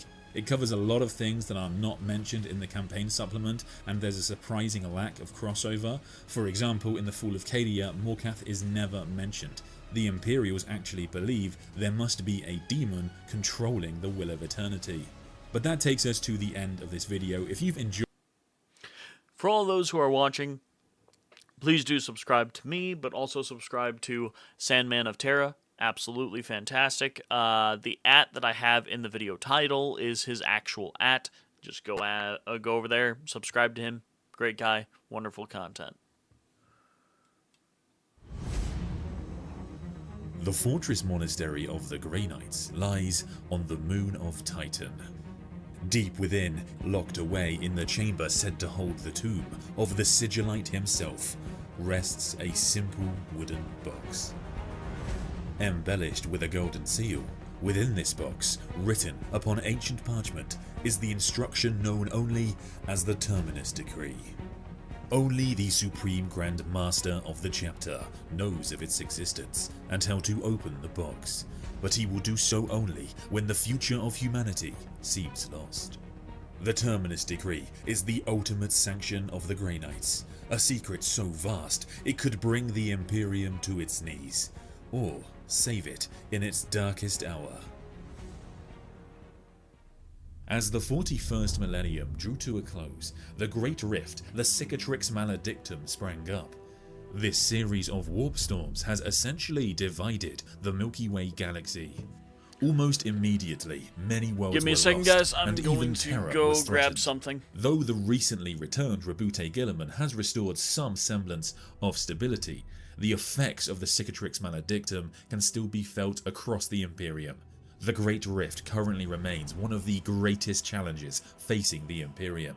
With the warp spilling so much into reality, demons are manifesting in greater numbers, and so the Grey Knights have been massively overstretched.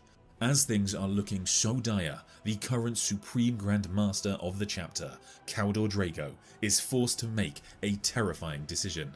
He has appeared to each of the Grand Masters of the chapter in turn, asking them for their counsel. For the very first time in the chapter's history, the Supreme Grand Master is considering using the Terminus Decree. It is not up to the Inquisition, the High Lords of Terra, or even the Primarchs. Caldor Drago alone will decide the future of the Imperium. And if you are an Imperial citizen, one thing that may worry you even more is that he actually has no idea what this sanction entails. The only clue was a golden seal on the box that was rumoured to match a seal that is present on the Golden Throne of Terra. However, new information that we have suggests that even this was a red herring. We finally got information on what the Terminus Decree is in the Siege of Terra series, so I'm going to take you through the story of its creation and what the Imperium's most powerful and dangerous relic actually does. And if you're interested in getting some Warhammer relics of your own, you may be interested in the sponsor for today's video, Displate. You've probably noticed that I've had the I am not ashamed of this weapon. I'm proud of what I've done. I am your Emperor's oldest adversary, his fiercest detractor. I have opposed his great plan since he first began to execute it. He has tried to end me and silence me many times, yet now he needs me. Now my way of engineering the future will prove the more efficacious. That was Basilio Foe, a man who describes himself as a worker of obscenity. He is an expert in biomechanism and organic engineering, having amassed a massive amount of knowledge over his exceedingly long lifetime. He is even known to have stolen from the gene witches of the Selenar. Because of his talents, by the time of the Siege of Terra, he is over 5,000 years old. He was born towards the end of the Dark Age of technology and lived through the Age of Strife. We know, for example, that at times he even allied with some of the worst warlords and techno-barbarians on Terra. He unleashed his monstrosities and vile sciences on the birth world of humanity and its population. Foe is a really interesting character because he knows he's a monster. He just wanted to play, to concoct things and see where they went. However, despite the genocides that he has committed over the millennia, he never actually sought to conquer Terra. Nevertheless, he did have his own enclaves and ruled them for many centuries. But despite his great talents and despite the vast resources of the other techno-barbarians on Terra, none of them were a match for the new power rising, this new warlord who styled himself as the Emperor of Mankind. The accounts of the purge of his enclaves during unification, well, there are phrases that speak enough. Flesh husks, bio-resculpture, gene-phage torture, things that wanted to scream but could not. The others who opposed the Emperor all died. Cardinal Tang, Nathan Doom, the Crimson Walkers, all gone, but not him. He got away somehow. He was hunted for most of the Crusade, under the broadest remit and urgency. Complete and total destruction of his works and those who he had contact with. He is the last of the Lords of Old Night. As history tells us, the Emperor won the Wars of Unification, and he did need cohorts of scientists for his burgeoning Imperium. But the ideological differences between Foe and himself meant they could never work together. Foe fled and travelled far away until he found sanctuary on the world of Velec-Tarn. He ruled there for multiple lifetimes, however he knew that one day the Emperor or his forces would come, and when they did, he could not win. He resolved to make his last stand count for something. If not defeat the Emperor, then eliminate the greatest of his party. Eliminate its leader. The leader that came for him was Horus Lupercal. Even the Space Marines of the Lunar Wolves Legion struggled against the creations of Foe. They named his creations Cyberberserkers, Biome Cannibals, or Misbegots. They were feral horrors, nightmares made flesh. However, Foe held back his greatest creation, a titanic Misbegot, because he was waiting for the Primarch. The Misbegot was the size of 3 landing ships. It had bored up through rock and soil beneath the Lunar Wolves' forward base. Endless rows of grinding teeth had gnawed the ground away. Great loops and ridges of muscle had pulsed to heave the giant thing along its burrow. It had no form, yet it had all forms. It was a vast bulk, a slab of flesh reinforced with a ribcage that would have made the frame of a generous dwelling hall. Yet it was also a writhing forest of limbs, of clawing hands, of amputee stumps that wedged and stabilized its weight. It was eyes, wide and weeping, clustered like egg sacs. It was mouths, some opening in its center mass, some lunging forward on whip-spined necks, every gullet specialized and distinct. One to snap, one to bite, one to grind, one to sever, one to grasp and hold as others fed. It had no symmetry whatsoever. It was a sample of organic nightmares and anatomical shocks fused in one flesh, resembling no creature, terrestrial or Xenos. Yet, its one defining horror was that it and every disparate part of it was unmistakably human.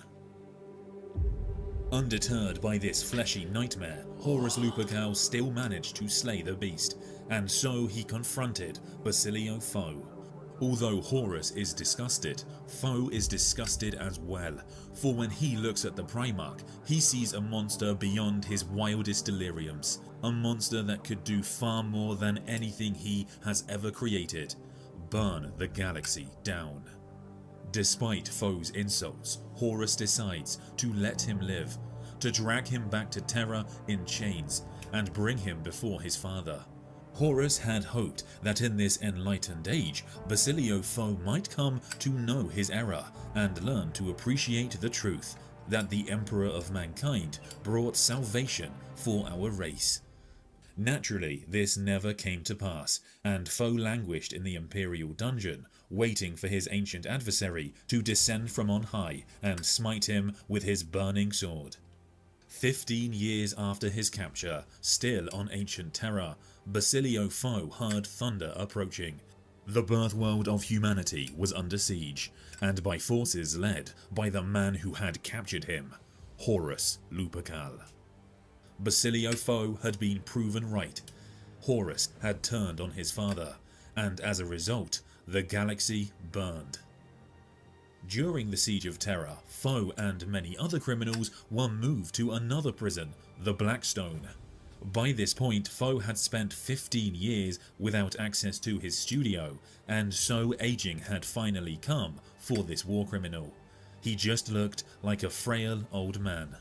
Nevertheless, for 15 years, he had time to think about his failings, think about what he could do differently, and how he could come up with a weapon that could destroy Horus Lupercal and the other transhuman creations of the Emperor. And what do you know? One day during the siege, the servants of the Emperor came to him, and after finding out what he could do, asked him to do just that. When, once in a while, every couple of lifetimes during his long exile on Vellictan, he thought about Terra. Foe dreamed sad dreams of the world that he would have made from it, the future he would have shaped. Foe's Imperium would have been superior, a post-human extrapolation of the species devised along pure biomechanical lines, not this dystopian, hyper-militarized hierarchy.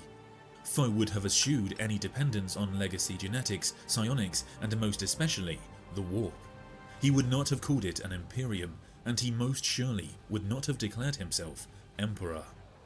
But he'd lost that fight, lost it long ago, during the ferocious centuries of the Age of Strife. The Emperor had prevailed, and Foe had fled to the stars. And because, as the old adage says, history is written by the victors, the Emperor is now the savior of mankind, and Foe is a war criminal a monster, the personification of all the wrongs that the Emperor has come to make right. Except Foe wasn't wrong. The world is literally falling apart. Doom has come to Terra. Foe takes little satisfaction from that, but there is some vindication there. The Emperor's overweening scheme has brought about this calamity. His militarized hierarchy, his legacy genetics, his careless employment of psionics, his foolhardy alliance with immaterial power. These things, these foundational principles of his Imperium are precisely the elements that have brought its fall. At this point in the video, it's important that I explain to you another kind of side story, but it's important overall. So, it turns out that during the Siege of Terra, the Primarch Rogal Dorn may have accidentally started the Inquisition.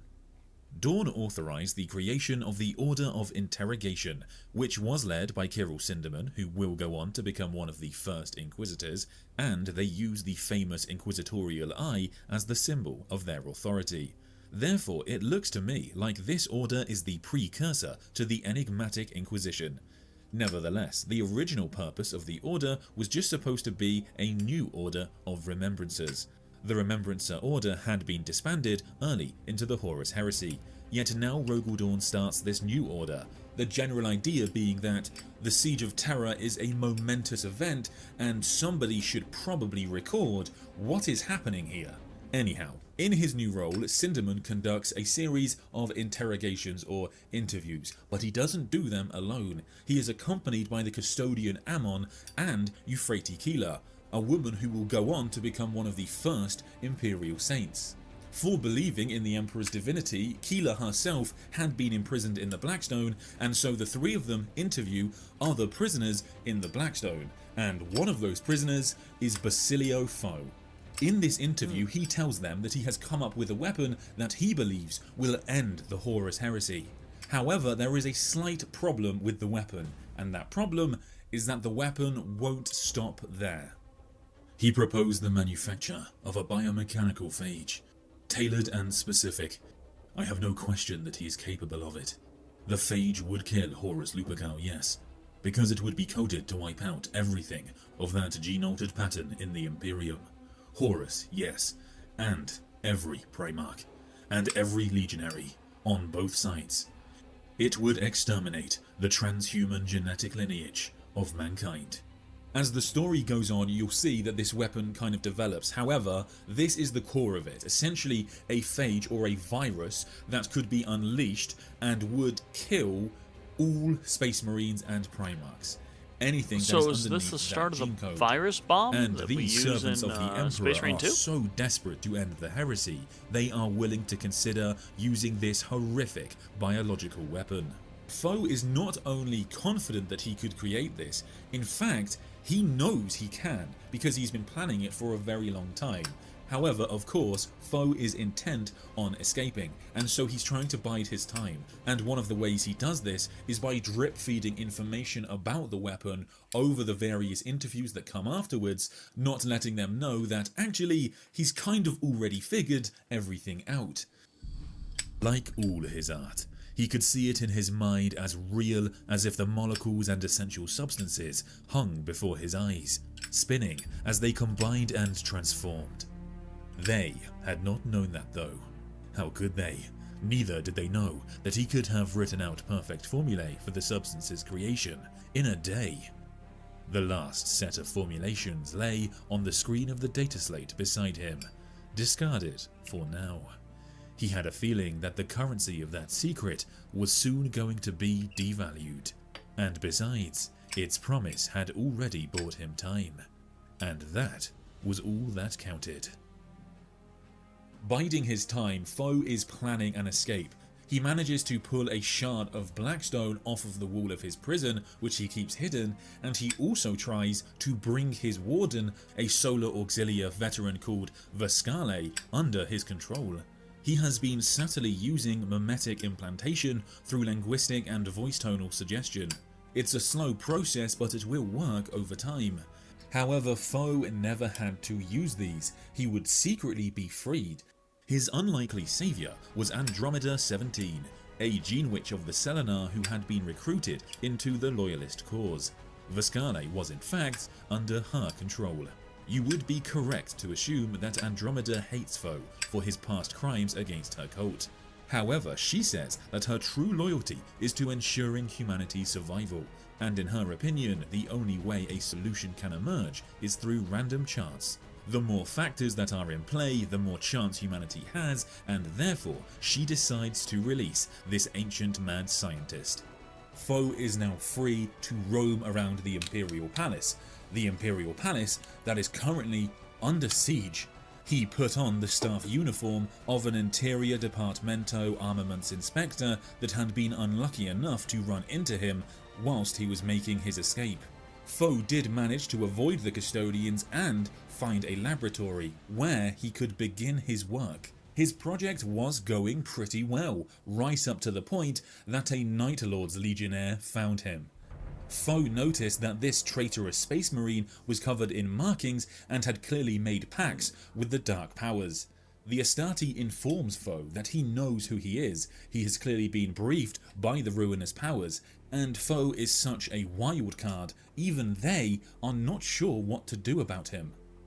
You exist in several futures, and you do not exist in many more. By rights, you should have been killed already, and yet, here you are, a stubborn fly to swat.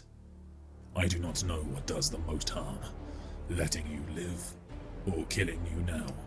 This is such an interesting addition to Foe's storyline. He's the father of the virus bomb. The powers of chaos can't really ever trust Foe, despite his hatred of the Emperor, because he possesses tremendous ability, but he is just self-interested. He's never wanted to serve the Dark Powers within the Warp.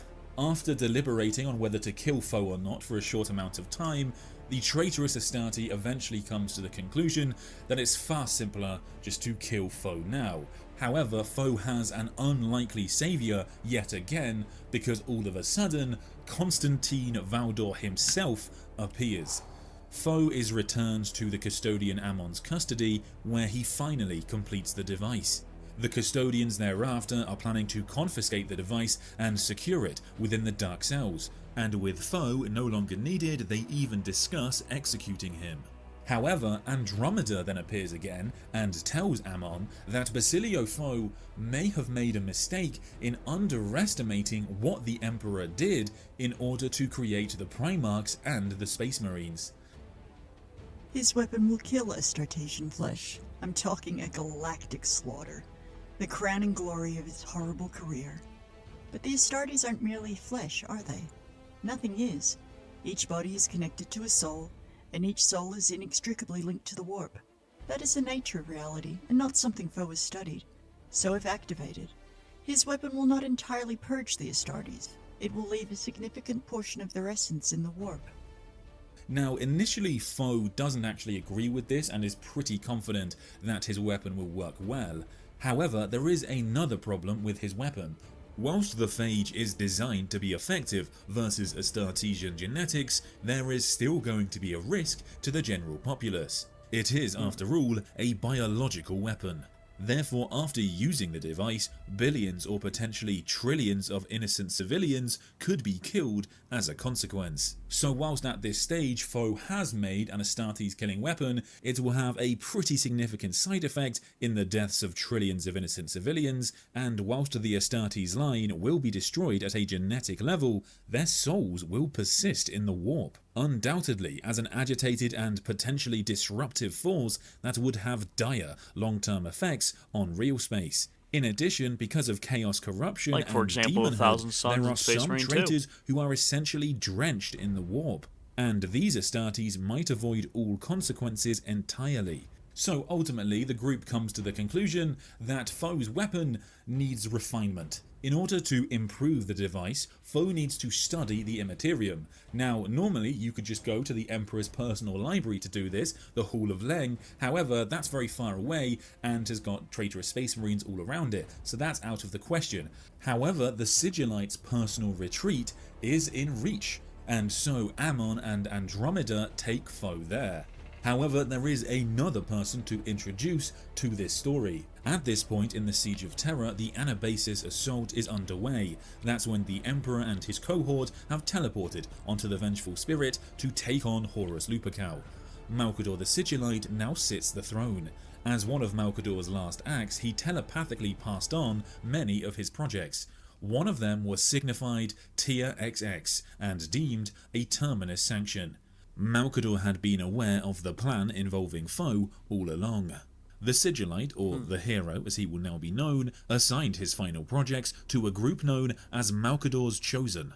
And initially he gives the Terminus sanction to the Chosen Hassan, but he passes it on to Zaranchek Xanthus. Xanthus joins Amon and Andromeda to the Sigillite's retreat.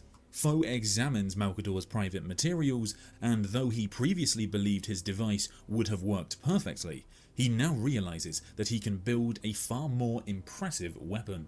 He can use Malcador's laboratory and notes to create a device that is far more precise. According to Foe, this new weapon will operate without a great risk to the general population. It will account for the fact that the Space Marines and the Primarchs have a soul that coexists within the warp, and Also the phage tainted will by be it. synthesized in a generic form. However, it can be simply encoded via splice markers to target specific groups based on their gene factor. That means this weapon can be used to just go after the traitor legions and their Primarchs, leaving everyone else largely untouched. I will just note that the exact risk to the general populace and the loyalist Astartes is not entirely clear, because in the next book, Foe does say that trillions of people will die whether they use the weapon or not. Foe begins working, and he starts preparing a range of gene code samples to allow the weapon to target. He has to systematically test the principles of the biomechanical phage on those samples in order to finesse and calibrate its efficacy. To do this properly, according to Foe, he needs a control group, and so he requests for some blood from Xanthus, who obliges. And so finally, with all of the missing pieces, Basilio Foe completes his work. The phage is synthesized. In theory, this weapon could wipe out all of the traitor legions, but leave the loyalist legions and their Primarchs largely untouched. Henceforth, and to modern 40k, this is probably the most powerful weapon that the loyalist forces have against the traitor legions.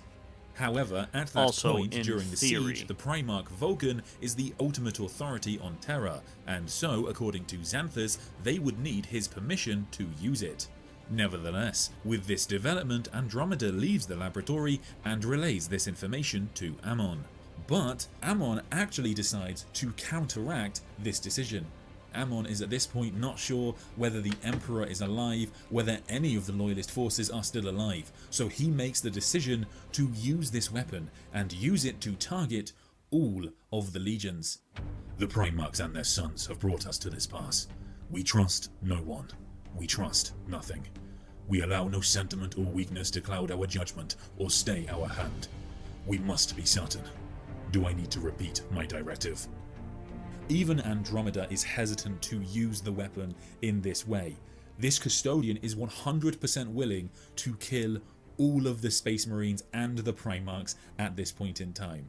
Andromeda accepts his directive and returns to the Laboratoria, but when she gets there, she finds quite the scene. Xanthus has had his throat cut and is barely alive, and Foe is making his escape. Andromeda No one's engages, surprised. and though she stabs him in the eye, he sprays her with an aerosol diffuser that has a tailor-made bacteria inside of it that causes her face and throat to dissolve. Foe then makes for the Sigillite's private ferry to escape, but Amon finds him first. Basilio Foe dies with a look on his face that could be surprise or disappointment, or perhaps some weird kind of satisfaction. And in the end, Probably a mixture despite of all. Amon's directive, they never had to use Foe's weapon, because as we all know, the Emperor prevailed against his son, and so ended the Horus Heresy. And so that's it, that's the story of the Terminus Sanction's creation. It is afterwards taken into the custody of the Custodians, Basilio Foe is dead, and yet you've probably noticed that the runtime of this video tells us that this story is not over. Towards the end of the novel, there's a passage where a patched-up Xanthus is clearing up the laboratoria in Malcador's retreat. Everything within it must now be destroyed since the work is done. Everything must be checked and double-checked. Nothing must be left behind. The last portion of biomatter placed in the incinerators was the final residue of primary sample group Xanthus. He loaded it for disposal himself. The incinerators roar softly, belying the intense heat within. It's all there, and not a trace of it will remain when the cycle ends. Not a strand of DNA, not a scrap of ash that can be typed. All of it, including the dismembered body of the original Zaranchek Xanthus. Xanthus gathers up a few data slates and a few sheaves of documents and places them inside a file case. He includes the pages he purloined from the Regent's notebooks when nobody was looking. And he adds carefully Basilio Foe's notebooks too, the ones he was allowed to keep during his incarceration. For I will certainly be needing those. This is a massive development for the setting of Warhammer 40k. In that passage, the original Zaranchek Xanthus was disposed of, implying that Basilio Foe was able to use the sample of blood that Xanthus gave him, create a new Zaranchek Xanthus body, and either put his consciousness or clone his consciousness into that new body. That means that going into the Scouring, the last lord of Old Night, this ancient enemy of the Emperor, who now has knowledge he has taken from the personal retreat of Malcador the Sigillite, is still operating. For example, if he wants to, he could design and make another Terminus Sanction. To make things even more bizarre, we do actually have records on what happened to Zaranchek Xanthus after the Siege of Terra. He goes on to become an Inquisitor, and he actually starts his own ideology. Xanthism is one of the oldest philosophies of the Inquisition, named after Zaranchek Xanthus, who was executed as a heretic in M32. Xanthus was accused of chaos worship, and although he professed his innocence strongly, he was eventually burnt at the stake by his fellow Inquisitors. Throughout, Xanthus had maintained that he remained pure, though he admitted that he did on occasion utilize the forces of the warp and chaos to achieve his goals. It was his firm stance that such power could be harnessed without the spiritual corruption of the wielder that was later taken up by other Inquisitors. It is the ultimate goal of the Xanthites to harness the power of chaos for mankind. They believe that chaos cannot be defeated, for it is merely a reflection of humanity itself.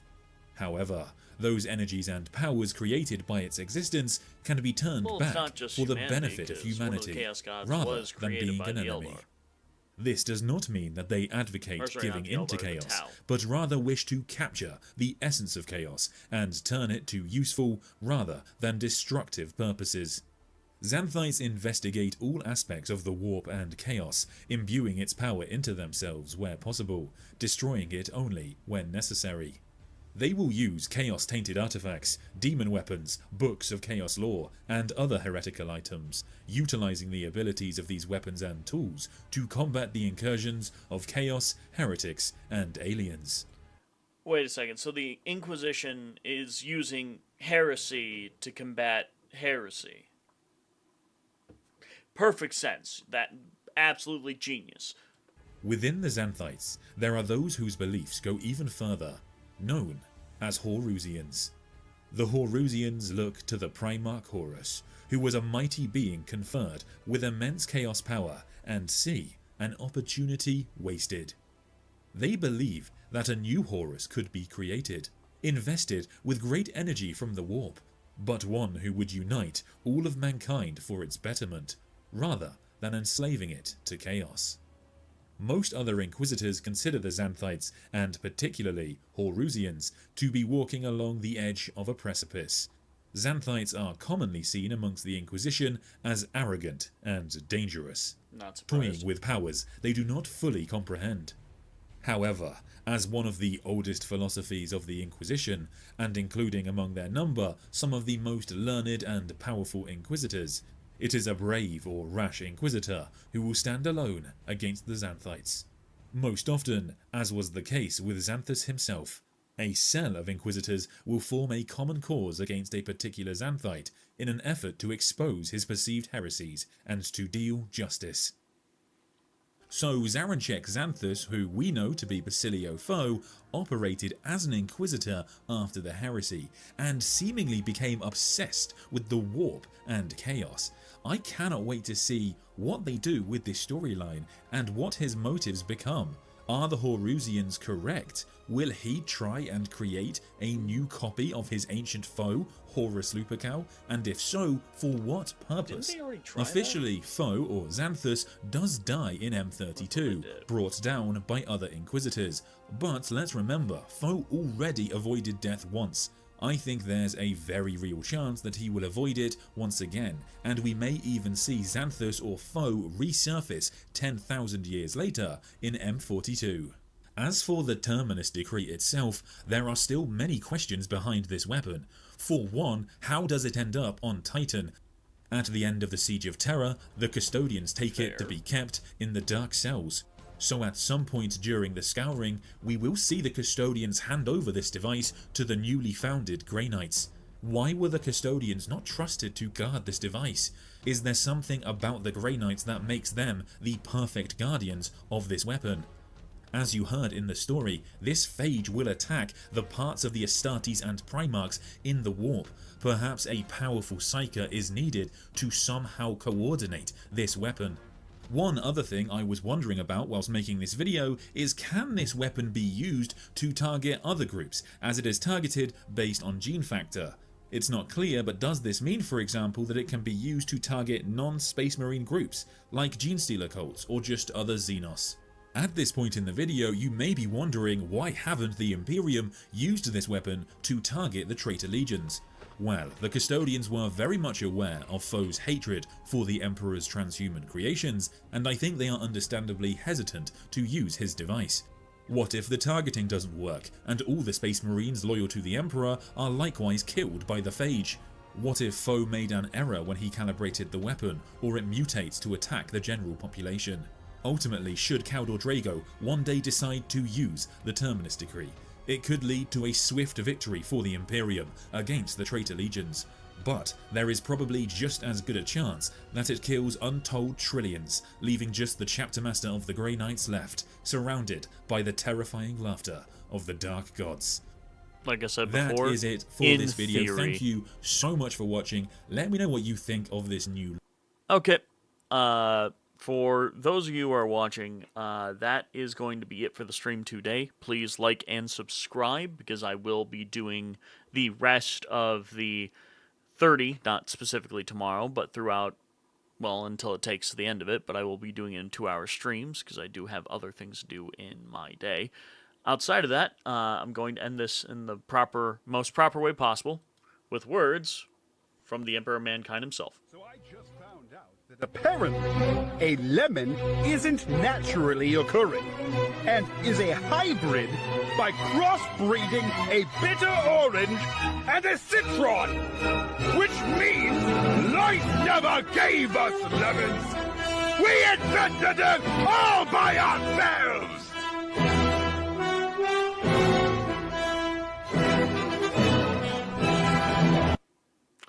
And like that, I hope to see you tomorrow. The stream will start at about 11 o'clock or 12 o'clock-ish, during about lunch-ish area. So I'll probably be eating breakfast or lunch while doing that as well. And we will watch the rest of the 40k lore history from Sandman of Terra, who has great content. So please subscribe and like his video, in which I just realized I did not. So you guys have yourselves a great day. Please do stay safe, and I look forward to speaking with you tomorrow.